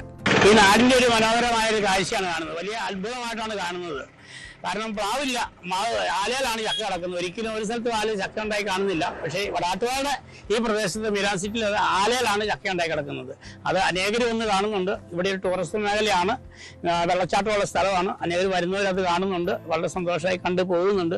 50 വർഷങ്ങൾക്ക് മുൻപ് ഇവിടെ ആലും മാവും പ്ലാവും ഒക്കെ നട്ടിരുന്നുവെന്നും എന്നാൽ ആ മാവ് ഉണങ്ങിപ്പോയെന്നും പ്രദേശവാസികൾ പറയുന്നു. ന്യൂസ് 18 കോതമംഗലം. പ്രായം 71 യുവത്വത്തിന്റെ കരുത്തുമായി പാലക്കാട് സ്വദേശിയായ KK വേലായുധൻ തുർക്കിയിലെ ഇസ്താംബുളിൽ നടന്ന Asian masters classic power lifting ചാമ്പ്യൻഷിപ്പിൽ സ്വർണ്ണ മെഡൽ നേടി ഇദ്ദേഹം വിസ്മയിപ്പിച്ചിരിക്കുകയാണ്. വേലായുധൻ ഇന്ത്യക്കായി 59 കിലോ വിഭാഗത്തിലാണ് മത്സരിച്ച് വിജയക്കൊടി പാറിച്ചത്. 1980കളിൽ കേരളത്തിലെ ആദ്യകാല വെയ്റ്റ് ലിഫ്റ്റർമാരിൽ ഒരാളായിരുന്നു വേലായുധൻ. എന്നാൽ ജീവിതത്തിന്റെ തിരക്കുകളും ഉത്തരവാദിത്വങ്ങളും പ്രാരാബ്ധങ്ങളും വന്നപ്പോൾ മാറി നിൽക്കേണ്ടി വന്നു. 38 വർഷങ്ങൾക്ക് ശേഷം വെയ്റ്റ് ലിഫ്റ്റിംഗിൽ തിരിച്ചെത്തിയ വേലായുധൻ സ്വർണം നേടിയാണ് ലോകവേദിയിൽ ഇന്ത്യയുടെ ത്രിവർണ്ണ പതാക ഉയർത്തിയത്. ഇപ്പോൾ ഈ സ്പോർട്സിൻ്റെ കേരളത്തിലെ തലപ്പത്തിരിക്കുന്ന സെക്രട്ടറി പ്രസിഡൻ്റെല്ലാം എൻ്റെ ജൂനിയർമാരാണ്. അവരാണ് എന്നെ ഒന്നുകൂടി ഈ വേലായുധ ഒന്നുകൂടി മുന്നോട്ട് വരലും പറഞ്ഞ് അടിച്ച് എന്നെ കൊണ്ടുപോയതും ആലപ്പുഴ ജോസഫാണ്. ആലപ്പുഴയിലെ ജോസഫ് പറയുന്ന പവർ ലിഫ്റ്റിംഗ് അർജുന അവാർഡ് ജേതാവാണ്. അവനാണ് ഇപ്പം എന്നെ ഉക്രൈനിൽ കൊണ്ടുപോയതും. അവിടെ നിന്ന് ഒരാളെ ഏൽപ്പിച്ചു കൊടുത്തു. എൻ്റെ സീനിയറാണ്. ഇയാളുടെ നാട്ടിൽ പ്ലെയിൻ ഇറങ്ങുന്ന വരയ്ക്ക് കൈവിടേണ്ടതാണ്. ഞാൻ ബാത്റൂമിൽ പോയാൽ എൻ്റെ പിന്നാലെ ഉണ്ടാവും. എത്ര വയസ്സായി ഇപ്പോൾ? ഇപ്പോൾ വയസ്സ് 71.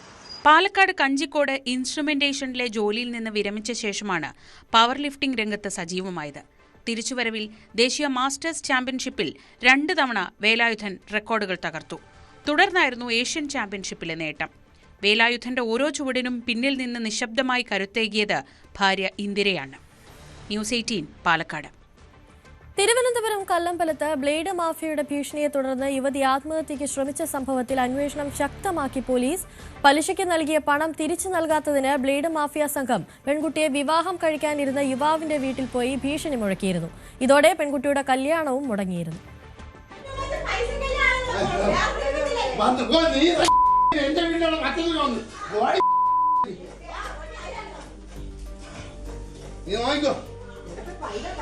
പൈസ കല്യാണത്തിന് പൈസ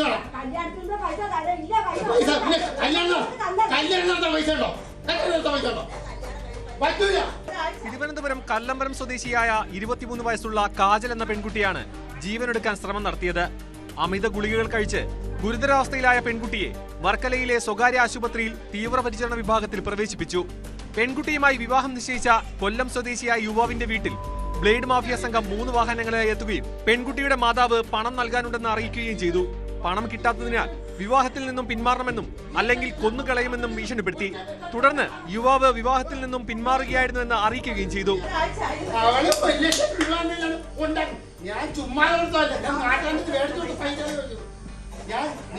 കല്യാണം കഴിഞ്ഞ ഉണ്ടാക്കണ്ട, എന്റെ പണം തന്നിട്ട് ഉണ്ടാക്കിയാൽ മതി. ഞാൻ ഈ പൈസ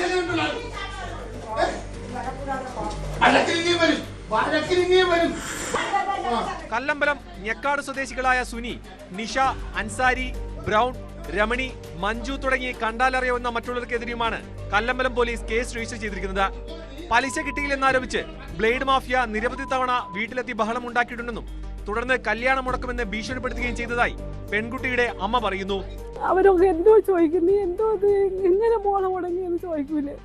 ഇപ്പൊ എല്ലാരും എന്നോട് ചോദിക്കൂലേ എന്തുകൊണ്ട് കൊച്ചിന്റെ കല്യാണം മുടങ്ങിയത്?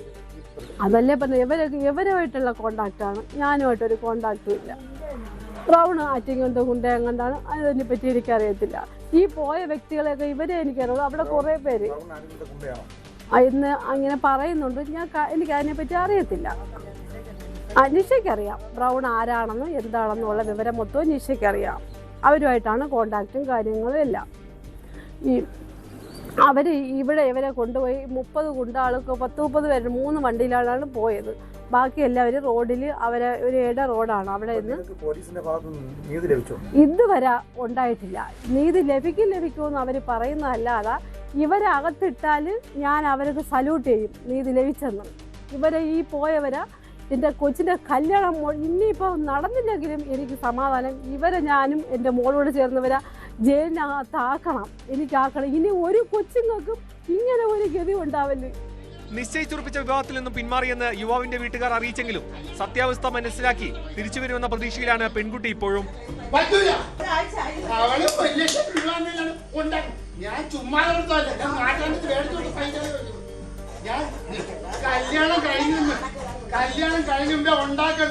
ന്യൂസ് 18 തിരുവനന്തപുരം. മലപ്പുറം, കോഴിക്കോട് ജില്ലകളിലെ ഭിന്നശേഷി സംരംഭകരെ ആദരിക്കാൻ MES മമ്പാട് കോളേജ് അസ്പെറൻസ എന്ന പേരിൽ പ്രത്യേക പരിപാടി സംഘടിപ്പിച്ചു. വിവിധ മേഖലകളിലായി പ്രവർത്തിക്കുന്ന 40ഓളം ഭിന്നശേഷി സംരംഭകർ പരിപാടിയിൽ പങ്കെടുത്തു. സംരംഭകരുടെ ഉൽപ്പന്നങ്ങൾ പൊതുജനങ്ങൾക്ക് നേരിട്ട് വിപണനം ചെയ്യുന്നതിനായി 40ഓളം സ്റ്റാളുകൾ ഒരുക്കി. നിലമ്പൂർ MLA ആര്യാടൻ ഷൗക്കത്ത് ഉദ്ഘാടനം ചെയ്തു.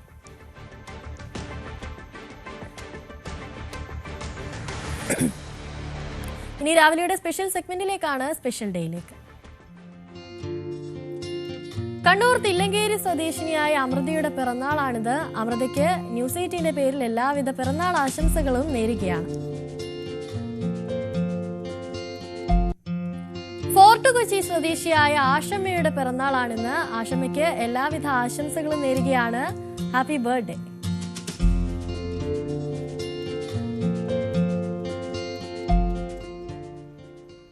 രാവിലെയുടെ ഇന്നത്തെ സമയം ഇവിടെ പൂർണ്ണമാവുകയാണ്. വാർത്തകളും വിശേഷങ്ങളും ഒക്കെയായി നാളെ വീണ്ടും കാണാം. നമസ്കാരം.